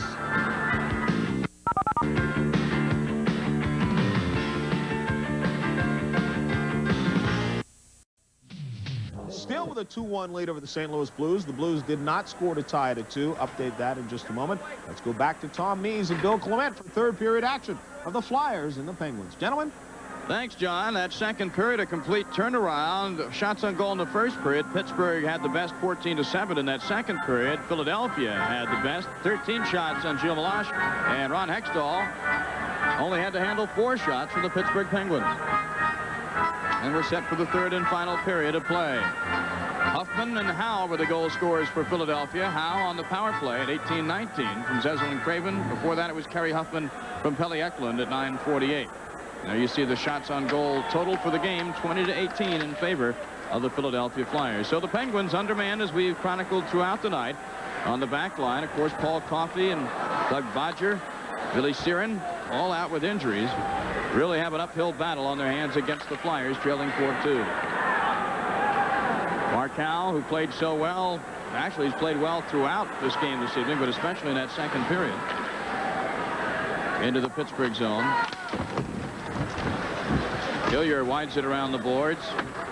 Shel Samuelson. Dave Poulin looking for a deflection maybe in front, but the Pittsburgh defense did a good job. And out comes Wayne Van Dorp. Has his own fan club. Appropriately enough, before the game, fans holding up Van Dorp letters behind the penalty box. How does that happen? I played in one town for 5 years and couldn't get a card in the stand. This guy wheels into town and somebody's already got a big sign for him. Loose puck. Pelle Eklund gets the shot away. Schmidt, though, smothers the drive before it gets on Meloche. I guess it's called charisma, Bill. Oh, thanks. You'll get me back. See, I can say that because I know you'll get me back. You bet I will. Schmidt at center ice. Tries to get around Crossman. Doug Crossman just winds it back into the Pittsburgh zone. Very quiet crowd tonight. They've only been aroused a couple of times by their hometown heroes, the Pittsburgh Penguins. Boy, they've been playing shorthanded enough. The loudest they got in the second period was to boo louder and louder every time Gregson called a penalty against the Penguins. Crossman takes down Cunningham, and play continues. The Flyers have had 6 power play opportunities against the Penguins so far in the first 2 periods. Scoring on one of them. Dave Poulin. His pass intercepted by Mario Lemieux. Cunningham to Callender, but it never connects, and Hextall is there, and Callender bumps into Hextall. It's perfectly legal. Cunningham, Hextall is out of the net, has to come back and somehow slide the puck out of there. Well, you got to know your limitations, and Ron Hextall does, but every once in a while somebody will creep up behind you, and the more creative you try and be, I mentioned in the second period, more creative you try and be, more chances you got of messing up out there. Cunningham's centering pass intended for Mario Lemieux, who's taken down. Will have a penalty in a moment. 17:49 left in the third period. Philadelphia leading it 4-2. Face off with the pros. Play VCR hockey with all the National Hockey League teams playing for you. Pass it. Steal it. Go to the sin bin. Freeze it. Save it. Score the hat trick with the only VCR board game licensed by the NHL. VCR hockey with the best NHL Pro highlights for hours and hours of action-packed play. Play the professional games. NHL hockey, NBA basketball, and NFL football from the VCR Sports Center. ESPN's NHL Tonight is brought to you by VCR Enterprises of Clarksdale, Mississippi. By Casio, maker of the shock-resistant, water-resistant G-Shock. It's one tough watch to beat. And by Aquavelva. There's something about today's Aquavelva man. Let's go back to Tom Mees now and Bill Clement. Thanks a lot, John. Face off in the Philadelphia zone. The penalty is to Brian Dobbin. 2 minutes for holding against Mario Lemieux. So Philadelphia is shorthanded, but nonetheless, Mark Howell cruises on down the slot. Gets a good wrist shot away against Gilles Malache. Malache has the presence of mind to make the save, and here come the Penguins. This is Schmidt. Fakes the windup, and he loses control of the puck, and Mark Howell lost it back to center. Phil Blort, who got the first goal of the night for the Penguins, fails to connect with Lemieux. Hextall again. Boy, he can start a rush up ice so easily and effectively, and shorthanded. Here comes Poulin. Thinks better of... That was a pass. You know, that was a pass back for Hextall. It was, and it was almost intercepted by Mario Lemieux. Yeah, he got a piece of it. You talk about Hextall handling the puck. To contrast the styles in Malache and Hextall, and this is not including the times they go behind the net to stop it. Hextall has moved the puck to someone or out of the zone 14 times so far in this game. Malache once. So that's the difference, the offensive thing that Hextall gives you back there. Short-handed, here comes Ron Sutter, but Jimmy Johnson rides him off the play just a few moments ago. Lemieux and Dave Hunter almost connected in front of Ron Hextall, but Sutter steals the puck back and gets a drive that's well wide, but gets it off the glass. The persistence of Ron Sutter paying off for the moment for Philadelphia. 35 seconds left in the, so far, very ineffectual Pittsburgh power play. Dave Hunter, that's all he can do to hold it in the zone, has to back pass for Quinn. Lemieux back to Busquets. Harry Huffman breaks the play up momentarily. Quinn looking for Lemieux. 18 seconds left in the power play. Lemieux has Johnson at the left point. Flyers pinching the play off. Nobody can get loose in the slot, so Lemieux gets in there, shoots, and Hunter can't poke it home. Mario Lemieux just took matters into his own hand. Penalty is over. Teams are 5 aside. Busquets with a drive. And sliding to make the deflection over the glass and into the crowd was Ron Sutter. Boy, talk about the intangibles. Of course, Lemieux has the tangibles, but Ron Sutter went down to block that blast from the point. You know, we're trying to track Lemieux's ice time. He played over 18 minutes the first 2 periods, so that's just about half. Sutter's ice time is kind of dropping off. Well, watch this incident in the corner. Watch Danny Quinn come to hit him. Watch what Sutter does. A left right to the chin. See the Sutter's left hand is off his stick. Best defense is a good offense when somebody's come to line you up. He just leveled Danny Quinn and went down with himself. But anyway, Sutter's ice time is not nearly what Mario Lemieux's is. Lemieux playing almost half the game. And you know what I just realized? If it weren't for TV, he wouldn't be able to have as much ice time. I'm on. We're sitting here away from a commercial, and Mario Lemieux is down there for a half a minute getting his breath. You know, if there's no television, they drop the puck and away play goes. So Mario Lemieux can basically thank us for his ice time tonight. Well, the next time I see him, I will tell him that. I'll tell him you said so. Of course, Lemieux did not practice this morning, and the reason I was told was very simple. I mean, he does play so much, you got to give him some rest with all the travel. So they leave the morning practices optional for Mario Lemieux and other selected players at certain times during the year. 15 minutes left to go in the third period. Pittsburgh has some work to do. They trail Philadelphia 4-2. Behind the net were the Penguins, who is Dave McElwain. His centering pass did not connect. Hillier with a drive from the point. Deflects all the way back to the Pittsburgh zone. You know what that is? That's a rebound. That's the longest rebound in the NHL right there. Dahlquist picked it up down at his icing line. Hextall kicked that one right through an open lane all the way down the ice. Technically, though, a rebound. This is Gruhl. Scott Gruhl just up. And making a nice move to get there before the Flyer defense was Chris Kontos, and he almost surprised Ron Hextall. There's a whistle. 14:29 left, third period. Flyers 4, Penguins 2.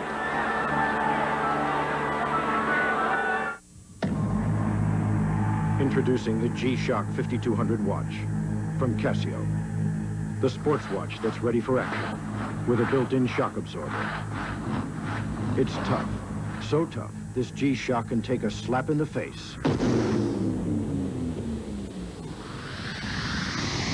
and not even flinch. The G-Shock 5200, just one of Casio's water-resistant sports watches. It's one tough watch to beat.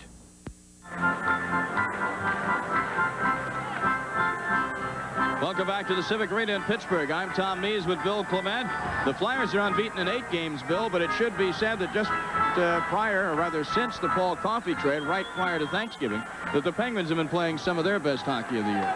Yeah, Paul Coffey's no question made a difference. And, you know, the Flyers are undefeated since their mini training camp at Lake Placid. They had a 3-day break in the schedule, so they went to Lake Placid, had 1 day of 2-a-day workouts, but it really wasn't training camp intensity. They just wanted to create some togetherness. I guess they shot a little pool and hung around together and practiced some hockey. They haven't lost since. Yeah, I asked some of the Flyer players, what was it that you did that sort of turned everything around for you up there? And they go, gee, we don't know. We just got together. Meanwhile, Mario Lemieux trying to get together with Randy Cunningham to get the Penguins back on the board. Lemieux has another fine opportunity. Hextall got a pad on it. And Callender's centering pass is picked off by Brian Propp. Back come the Flyers the other way. Propp to Tocchet. Tocchet's back pass for Big Shell Samuelson. And the Penguins clear the zone and come back 2-on-2. It's Cunningham and Lemieux. Lemieux has Poulin. Oh, what a move by Lemieux. Avoided Poulin's back check. You know, with anybody else, that's a suicide pass in a sense. You got no place to go with it. But with Lemieux, wow, Lemieux holding his face now. Kerry Huffman came up and caught him with a high stick. Well, at any rate, there will be a Philadelphia Flyer going to the penalty box. 13:44 left in the third period. Big Shell Samuelson takes a stroll, and he'll have a seat for a couple of minutes as Terry Gregson makes the call. Let's have a look at that action behind the net. A couple of years ago, Lemieux would have babied this a lot more. There's the attempted pass out front. You can see it just up under his chin. Huffman brought it up, and a couple of years ago, Mario probably would have been down, lying flat on the ice, covering his head up. He's matured a lot. He's toughened up a lot, and this team knows it. Well, other action tonight in the NHL. Let's rejoin John Saunders. Thanks, Tom. In Hartford, the Whalers have tied the score. Watch Dave Babbage take the pass from Miller as he moves in from his defensive position. And bingo, just beats Caprice there to his glove side. And we are tied at 2 apiece. The Hartford Whalers resurgent and looking good tonight coming back. Let's go back to Tom Mees and Bill Clement. Thank you, John. Vancouver and Hartford, a couple of mystery teams. Hartford, thought by many, including yours truly, to be the top dog in the Adams division coming into this year, just now starting to right the ship. Vancouver has been playing well of late, and for the moment, they've left the LA Kings in the dust and the smite. No, Tom, for the first time tonight, Kramer has Lemieux back on the point on this power play, so he'll be manning the blue line. Puck is loose in the Philadelphia zone momentarily, but Ron Sutter knocks it out of there, and Schmidt goes back for it for the Pittsburgh Penguins. If the Penguins are going to come back and make a serious charge to try and come back and win this game, I would think that scoring on this power play would be paramount in their minds. Craven, though, Good position for Philadelphia, but can't clear the zone. Schmidt cross ice to Cunneyworth. Whoop. Sutter with a sweep check against Lemieux, and he'll clear the puck down the ice. You know, I'm sure one of the reasons Creamer has the Lemieux back there is to give him a rest. I don't know if he's been off the ice in this period. One time I've seen him off the ice and we played 7 minutes. We're trying to get some numbers for you at the end, close to the end of the third period, to give you a total on the night for Lemieux. This is Lemieux with a pass from Callender. His pass in for McElwain, back to Cunneyworth. Cunneyworth just swipes at it now from a bad angle. And Hextall had the post well covered. You know, from here I can see can you see what I'm looking at down at the left circle down there, Tom? We don't have it on camera. We have a whistle blowing, possibly a penalty, but it looks as if the ice is a little slick. Mark Howe overskated the puck twice. I think there's a bit of a puddle still down there from the resurfacing between periods down to Hextall's left, just near the face-off dot. You can see the penalties tonight. They have been coming fast and furious. 57 seconds still remaining in the Shell Samuelson penalty. There's Mark Howe. We mentioned him playing left wing. Yeah, there's that wet spot that's all in there. The Flyers got to really beware of that because the puck sticks to it, and it's so easy to overskate it. Well, the whistle came from the linesman, and that indicates too many men on the ice for the Pittsburgh Penguins, which is not what you want to take at home in the third period when you're trailing. No, that's for sure. Mark Howe spent 6 years in the World Hockey Association, and that's one of the reasons that a lot of people think he's a lot younger than he is. He is 32 years old, but in the World Hockey, and he played a lot of left wing, 208 goals, 296 assists for 504 points in 6 years before he even started in the National Hockey League. So Mark Howe getting a little long of tooth in the NHL, but if genes are any indication, he'll play till he's, what, 56? Something like that? He doesn't have faded genes, does he? No, he doesn't. Gilles Meloche leaving the puck for Hillier. Now the sides are even up, and in 42 seconds, Philadelphia will be on the power play. Scott Gruel, for the record, is serving the Pittsburgh bench penalty for too many men on the ice. Mario Lemieux. Might as well just leave him out here the rest of the game as far as Pittsburgh's concerned. Bork steers it along, but Hextall clears it out to Eklund. Eklund cross ice to Brian Propp. He's got some open ice, but Bork cuts him off.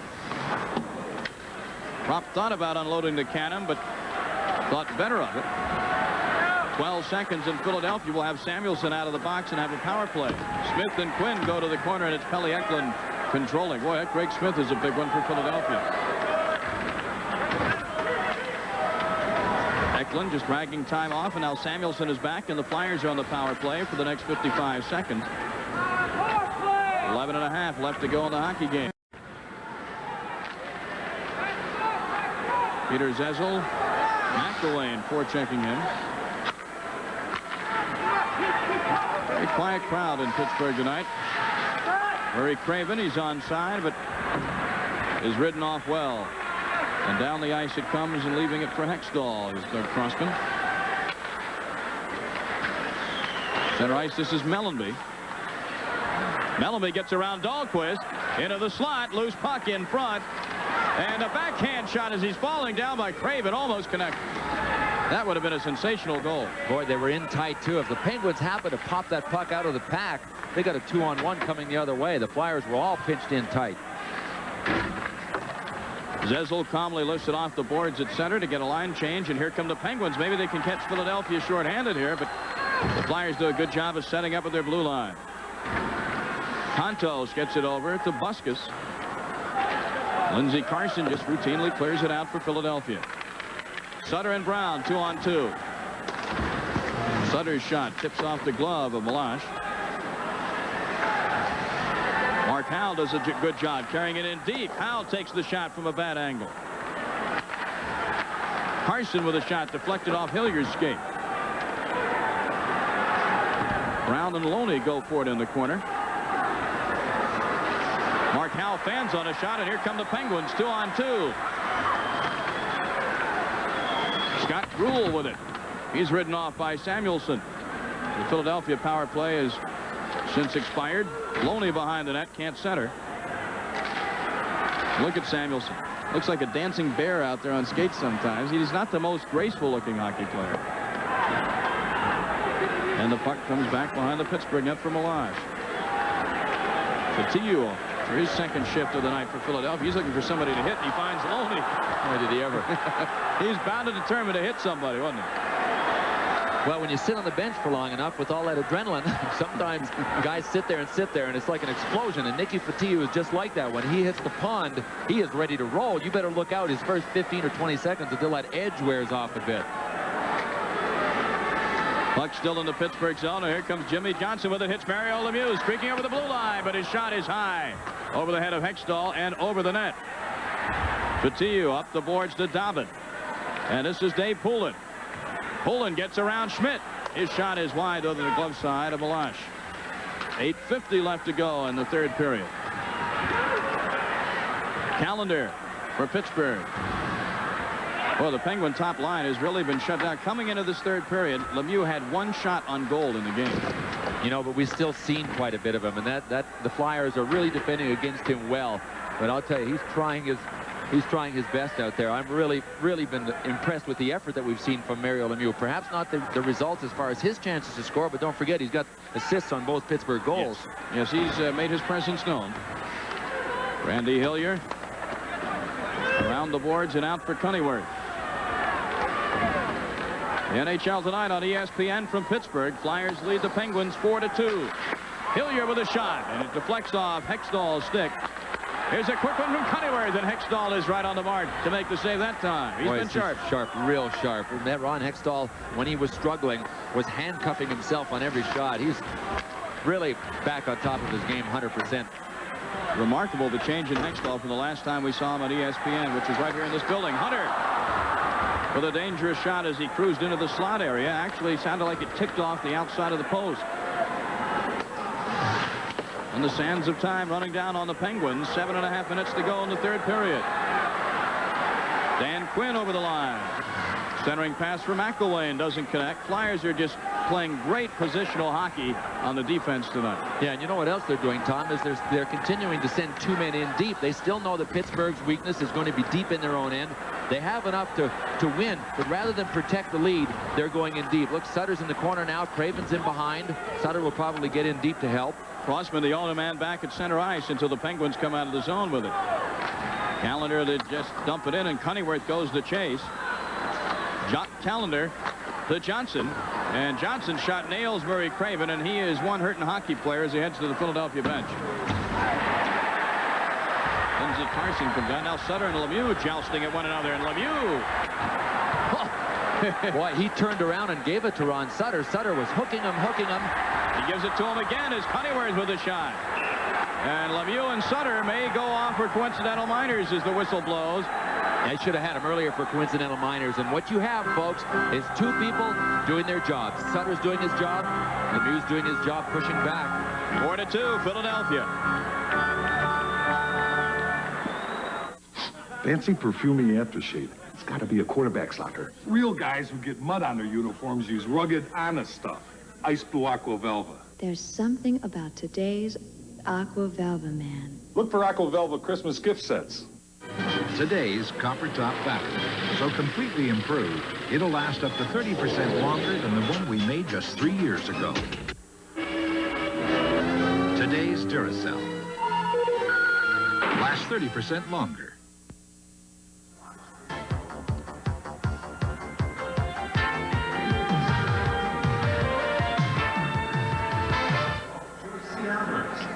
Welcome back to the Civic Arena in Pittsburgh, and as we thought, coincidental minors going to Mario Lemieux and Ron Sutter. Right, there we go along the boards. Prior to this, they'd been jabbing at each other on the point, back on the blue line, and it just carries on from there.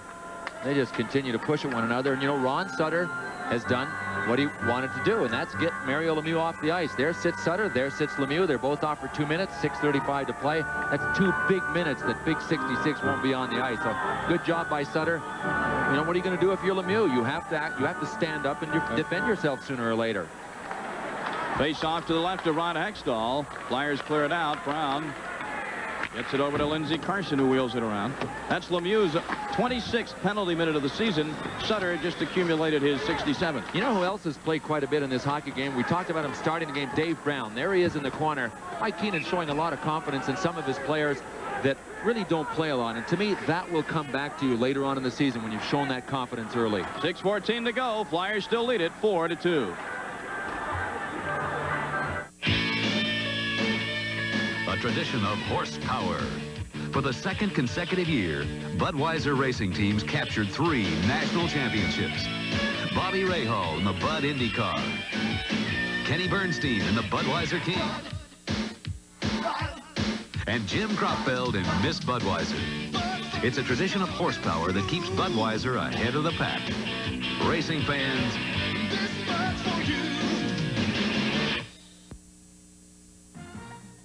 the Philadelphia Flyers lead our game against the Pittsburgh Penguins late in the third period. Vancouver and Hartford in Hartford. Just about a minute left in the game. 3-2 is your, or rather 2-2 is your score, and they're just about ready to go to overtime if no one scores in this final minute. Let us go there now to Jim Robson and Gary Monahan. Well, the initial shot had to be 15 feet off the net, so you'd think the goaltender wouldn't be paying attention to that one, as you say, deflected right onto the net, but there Frank was to make the save. Francis centering the puck. It bounces away from Turgeon. Turgeon on the boards, got it back to the point. It's tipped in the corner to the left of Caprice. Zadine after it there, made a nice move away from Richter, coming in on goal. Played it back to Babbage. He shoots and deflects wide. Puck behind the net. Lidster hustles to it there. Backhands it to the boards. Not out, but Sutter got it to the line. Not out. Failing to clear it. It's tipped just wide of the Vancouver net by Deneen. Here's another chance to get it out, and Sutter just did get it out off of Babbage's stick. 14 seconds left in the third period. The puck is clear down the ice. Canucks hanging on, hoping for overtime.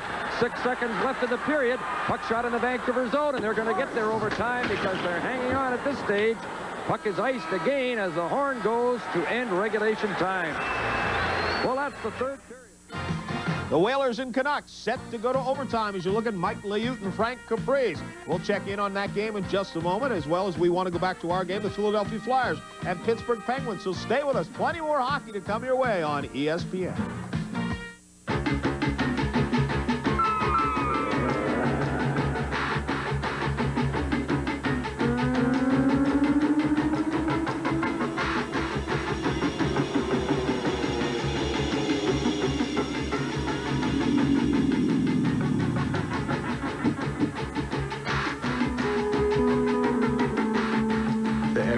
From Nike, gravity will never be the same.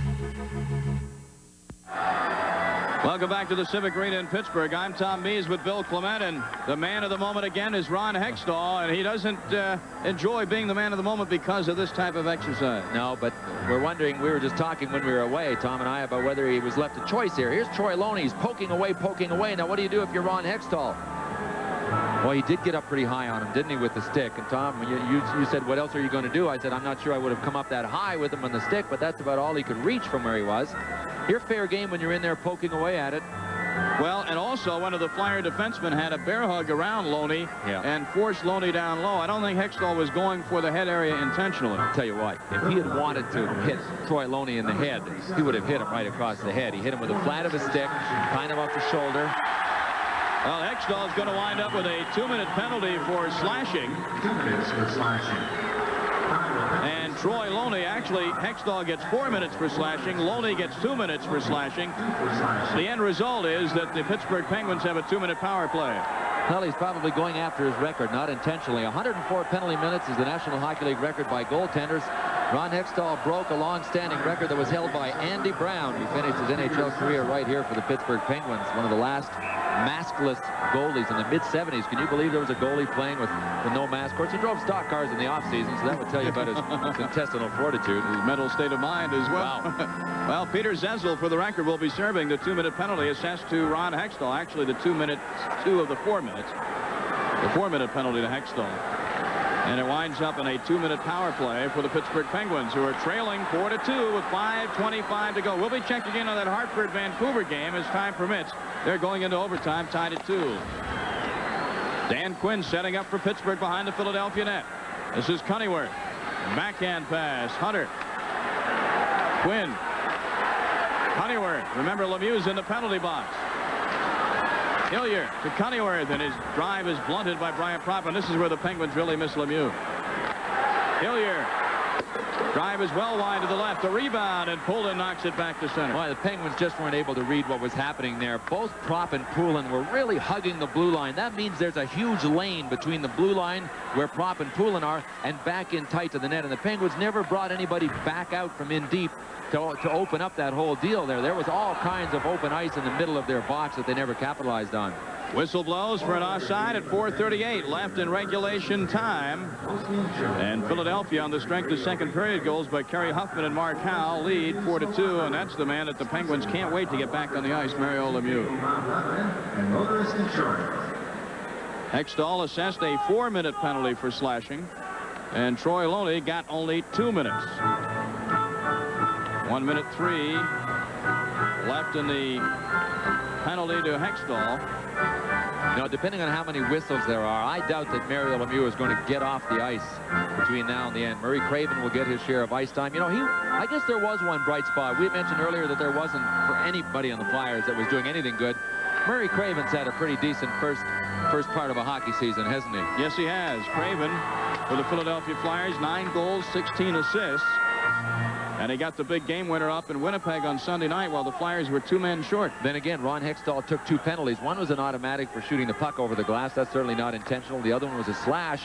And Murray Craven scores when there were 2 men down. That in itself, to me, if you were going to look at the Flyers' turnaround, would be the biggest indication of what's going right now that was going wrong earlier in the season. Even the little things that they should have done easily were going wrong. Now the things that look impossible, being down 2 men, are going so right they're starting to score on chances like that. Well, Lemieux and Sutter are back out of the penalty box with 4:33 left and 58 seconds left on the power play for Pittsburgh as Hextall was assessed that 4-minute minor, or double minor, I should say, and only 2 minutes were assessed to Troy Loney. So Lemieux, the quarterback of the Pittsburgh offense, is back on. You know, Mike Keenan was mentioning this morning about reality therapy, and that's what he called what the Flyers went through. And I said, you know, you have players on this hockey team that don't know what it's like to be any place other than first or second in the NHL.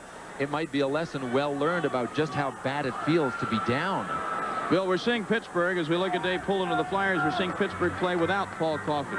Since the trade, what did you think of the trade? This is the first time we've seen the Penguins on ESPN since the big trade. Well, I don't think it was a lopsided trade. I think it was a relatively even trade. Would I have made it? Yeah, I would have made it, because what is it tougher to find? A great player or a good player? It's difficult to obtain a superstar under any circumstance. And I think what you do is you get the great player and then try and find the good players to build around him. And very often, the great player, I wonder what Gregson has to say to Creamer, but he's talking to Keenan as well. But very often, the great player will bring average players up to being good players. So I would start with the great players. You got 2 now with the Penguins, Coffey and Lemieux. Then continue to build your team around them. I like the trade. Well, it's worked in Edmonton having great players, hasn't it? Yeah, it's pretty tough to lose when you put enough of them under one roof. That's for sure. Now, referee Gregson has been over talking with first-year coach Pierre Creamer, and also to Mike Keenan, and both captains are involved in the discussion. Has something to do with timing of the penalties, I believe, as Nick Fatiou was in the penalty box and comes back out. Right now, let's check back in with John Saunders, who's going to update us on that Hartford-Vancouver game, which is in overtime. John? Thanks a lot, Tom Mees. The Flyers and the Penguins, of course, winding down in the 3rd period. However, at the Hartford Civic Center, the Hartford Whalers and Vancouver Canucks are into overtime, tied at 2 apiece. Let us go there now. Jim Robson and Gary Monahan. Or rather, standby. 2 Strico grabs Cote, trying to get the puck. Then he takes Cote into the corner, but the puck bounces loose. Cleared outside the line. There to take control is Greg Adams. On the left of Benning. In over the Hartford line, goes wide in the left corner. Benning put it in behind the net. Adams going in after it for Vancouver. Battle for it along the board. Two skates near the corner. It came loose. Saunders fighting for it on the board. Saunders keeps working for it with Francis. Saunders comes up with the puck in the traffic. Dumps it back of the net. Cote is there to clear it to the line, but Benning tipped it in. Good pressure by Vancouver here. Saunders back of the goal. Try to play it out in front. Right in the corner. Sutter couldn't get his stick on it there. Richter moved up, couldn't keep it in, but it's tipped in by Benning. Now it's Kleinendorf without a stick trying to defend as the puck is centered in front, and it's intercepted and cleared away. Good pressure by Vancouver there. Well, they really want to win this game, obviously. The defensemen were really pinching in. First, Richter pinched it along the boards, did a great job, and then Benning right up at the hash marks in the Whaler territory. Good move in the neutral zone by Evison over the line. His pass tipped away, and Stan Smeel winds up with the puck. On the left to Greg Adams, who dumps it in from center to allow a line change. 1:06 left in overtime. It's a 2-2 tie. Stan Smeel keeps the puck in. The Canucks aren't playing for a tie. Here's a shot by LeBlanc from a sharp angle. Hughes stopped it. LeBlanc centered it. Turgeon is there to clear it outside the line. Lidstrom makes a good recovery in the neutral zone. And the puck is left sitting there. And now dumped in by John LeBlanc, who just tested the Ute from a very sharp angle. We're in the last minute of overtime. 42 seconds left. 2-2 tie. Vancouver's had a lot of the play the last 2 or 3 shifts. Basically using 2 lines as Skriko and his partners are out there now. He's double shifting a lot as the puck is covered up on the boards with 36 seconds left. There'll be a face-off in the Hartford zone. It looks like it'll be a sister kisser in Hartford. The Whalers and the Canucks tied with overtime just about done. Let us go back to Pittsburgh. The Penguins and the Flyers. Tom Mees and Bill Clement. Thanks, John. Of course, we'll update the folks on the final score from Hartford in that Hartford-Vancouver game in just a few moments, as that game is almost at a conclusion. Here in Pittsburgh, there's been no scoring, but Randy Cunneyworth had a good chance on Ron Hextall a few moments ago, right at the doorstep, and Hextall made the big save. 2:43 left to go in the third period, and Philadelphia trying to ride out a storm here. They've ridden out Ron Hextall's double minor, and they'll try for some icing on the cake as they lead 4-2. This is Dave Hunter for Pittsburgh. Penguins have to throw caution to the wind now. They need a couple of quick goals just to force overtime. Buskers can't carry in because McElwain was deep in the Philadelphia zone. Dave Hunter dumps it in, and McElwain goes after it. This is Lemieux in the corner. Lazy centering pass for Hunter, nowhere near connecting. Lemieux may be a bit tired out there, and who could blame him? You gotta know he's tired. I don't know, has he been off the ice since he came out of the penalty box? I've seen him out there on a continuous basis. If he was off, it was only for maybe 15 or 20 seconds. Lemieux over the line, trying to get around Samuelson. Does so, and the fans want Samuelson for a hooking penalty, but the referee, Terry Gregson, says no way, and he was looking at the play all the way. Lemieux might get off the ice. He might not get off the ice. Well, now we have a whistle, so he's going to stay. We'll tell you when we come back how much ice time Mario Lemieux is total. Flyers 4 and the Penguins 2. Give me a light. If you want the great taste of Bud Light, ask for it. Bud Light. Bud Light. Because everything else is just a light. Listen to the sound of a closer, smoother shave. Williams Electric Shave sets up my beard, so my shaver shaves closer, and I get a smoother shave. Listen to Williams Electric Shave. The sound of a closer, smoother shave. It is now a final in Hartford. The Whalers and the Canucks tie at 2-2. That's an overtime tie. Let's go back to Tom Mees and Bill Clement for the final moments of the Pittsburgh Penguins Philadelphia Flyers contest. Thanks, John. Well, Hartford Whalers continuing to play better hockey of late. They had won 4 in a row before the 2-2 tie. Vancouver, coming east to Hartford, has to consider it a moral victory to come out of the Civic Center with a 1 point. Meanwhile, we have a minute 40 left in our game. Penguins trailing the Flyers 4-2, but the face-off in the circle just to the left of Ron Hextall. Sutter will go for it against Callender. And Sutter ends up falling on top of the puck, and Terry Gregson and Gerard Gauthier both blow their whistle. Let's take a look at Mario Lemieux and see what he has to endure during a hockey game. Well, lots of ice time is one thing, but when you have an intention, a purpose, and you want to do something, show you what concentration's all about. Mario Lemieux goes down. The puck comes to him. He's got the presence of mind to shove it out in front of the net to hope that someone is there. He didn't waste time whining to the official. He looked around for a penalty. Seeing none, he just made the great play instead. Callender and Sutter again set the face-off, but Samuelson and Cunneyworth are violating that hallowed ground around the circle. And Gregson is in there to read him the Ryan. And Philadelphia controls. Sutter tied it up so Mark Howell could come in and lift it down the ice. And that's all the Flyers are trying to do now is clear the zone with a minute and a half to go, and they're riding the crest of a 4-2 lead. You know, if we add this minute and a half to Mario Lemieux's ice time, he will come in for this game at a few seconds under 30 minutes. That's you can't imagine how incredible that is. It's something for a defenseman to play half a hockey game, but for a guy that plays up front, that's a big load to carry. 30 minutes in a hockey game. Here he is again. Minute 5 left in regulation time. Lemieux is... Brian Propp just reached around and grabbed his hand. That's an obvious holding penalty, and Terry Gregson has to call it with a minute 2 left to go in the third period as some litter comes on the ice. And we'll be going back to John Saunders now in our NHL Tonight studios. What's going on Long Island, John? Tom, it looks as if there could be an overtime on Long Island as well. The Islanders and the Blues all tied up at 2. Herb Ragland fighting off Thomas Janssen, gets the shot away and beats Billy Smith and ties the game at 2-2. The Blues and the Islanders in the third period all knotted up. Back to you. All right, so the New York Islanders, Bill, who've been playing better this year at home. Remember, last year was a bad year. They're 10-4-1 coming into tonight. St. Louis Blues, although falling behind 2-0, have come back to tie. St. Louis just never seems to want to go away and shrivel up and die. Yeah. They don't seem to have much depth, but they got great leadership in Brian Sutter. Bernie Federico is still ticking. And should St. Louis win that game tonight, they would vault in the Norris Division over Toronto and Minnesota into second place. Although Toronto, I should say, is winning over Washington, so the Maple Leafs are looking good to hang on to the second spot.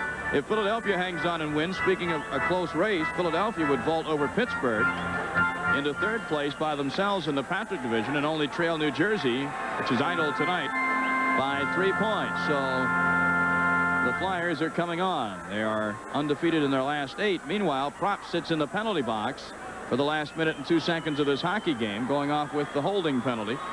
And the Penguins on the power play, and the net is empty. Goaltender Gilles Meloche is on the bench as well. So Pittsburgh with a powerful power play, and Lemieux with a shot, and Hextall makes the glove save, and he hits it down toward the open net, but no cigar tonight as Mario Lemieux is down there.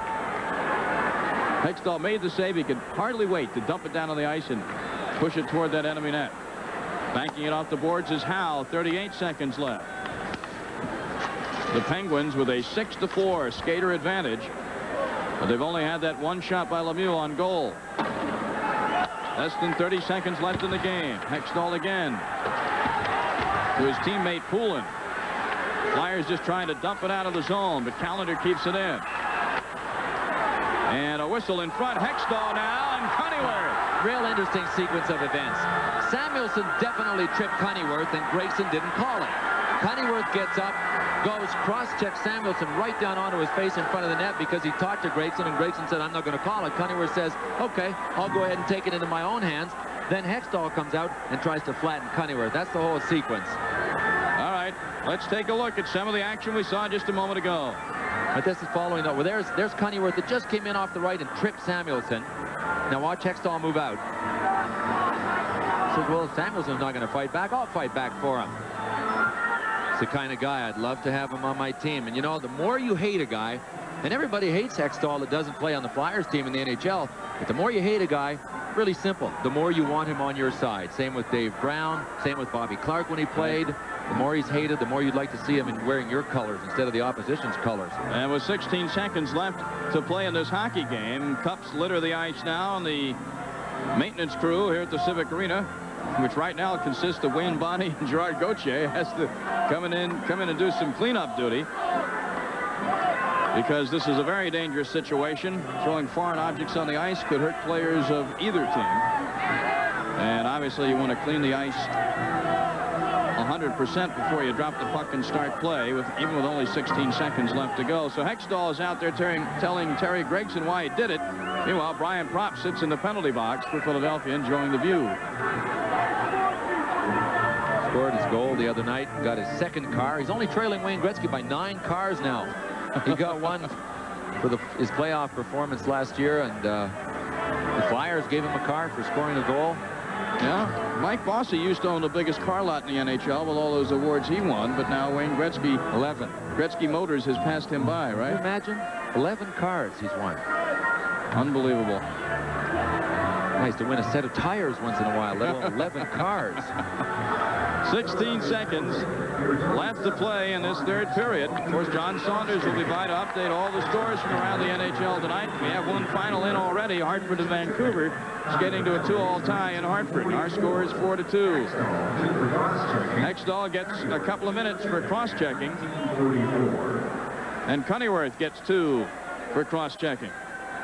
So Cunningworth and Hextall 2 minutes each at 19:44. And Dave Poulin, for the record, will be sent to the Flyer dressing room, in effect serving the time for Hextall. You know, the sad thing about these penalties is that it was all precipitated by Terry Gregson watching Samuelson literally chop the feet out from under Cunningworth and not calling it. So sometimes if you're an official and you let something go and decide to be a nice guy and one time let it go, you create your own little monster out there, your own problem. Penguins trying desperately to keep the puck in the zone. Mario Lemieux hits it, but it had just come out a few seconds earlier, says Wayne Bonney, and the Penguins are whistled for offside, and that should just about lock it up. I mean, there's only 10 seconds left in the game, and even though the Penguins have 6 attackers on the ice, well, the Flyers still lead it 4-2. Mario Lemieux looking a bit downcast. His team not on the upside of the score, and they've got a big game at New Jersey Thursday night. Well, 4 of the next 5 games are against Patrick Division teams. And, you know, when we were here in November, they had gone 5 games and hadn't won a game yet against the Patrick Division. Then they won 4 of the next 5, and at present, the Penguins are 6-5-3 within their own division. And, you know, last year they had the worst record within their division of any team's record within the division, and that's one thing they wanted to spruce up this year, and they've done pretty well in that area so far. And the Flyers also have a big home-and-home coming up with the New York Islanders, and also have a game with the Rangers coming up, so they have a lot of divisional games. And as the Flyers control the puck at center ice and shoot it into the empty net with 2 seconds left, Murray Craven will get some icing on the cake. Off the face-off, Craven just took it at center ice to careful aim and notches the goal into the empty net. Wouldn't you know, after playing a great game filled with effort and a couple of assists, that Mario Lemieux is the scapegoat that had the puck bounce off his stick at the blue line. That's what sprung the Flyers loose.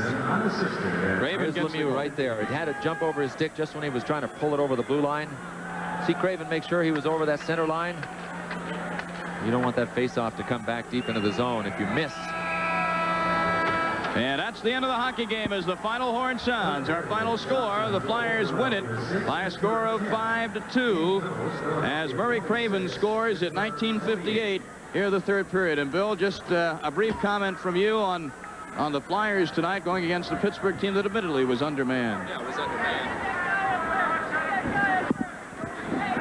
Sorry about that, Tom. It would be interesting to see what the Penguins could have done had they been, you know, loaded up with their full lineup. To me, the score ended up the way it should have ended up, given the fact that the Flyers are on a roll, and also given the fact that the Penguins were a few men short. But I still go back to that Penguins grit.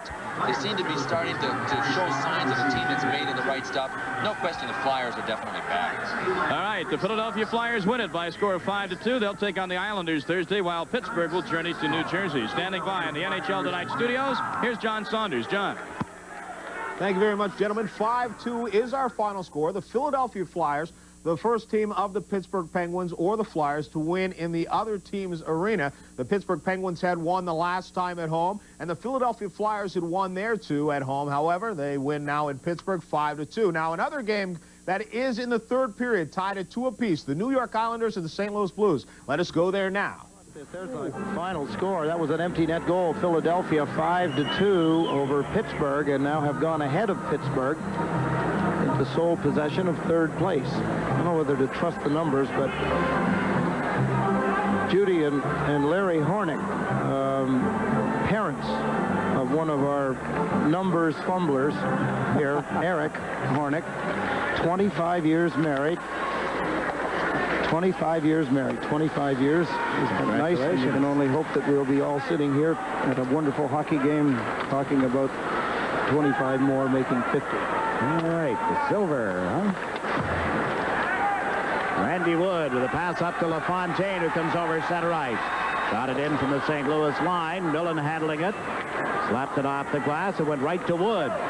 Double team by a couple of Blues. Got it to LaFontaine. A wraparound won't go as he tried to stuff it between the pads of Millen. And there'll be a face-off deep in the St. Louis end of the ice with 2 minutes and 9 seconds left in regulation. It's a classic lean-on there at the corner of the net. Millen leaning, and one of the defensemen, I believe it was Cavallini, the new one, Paul Cavallini, holding them both up, Randy Wood. Now there's some words. Wood's mad at them. They're mad at him.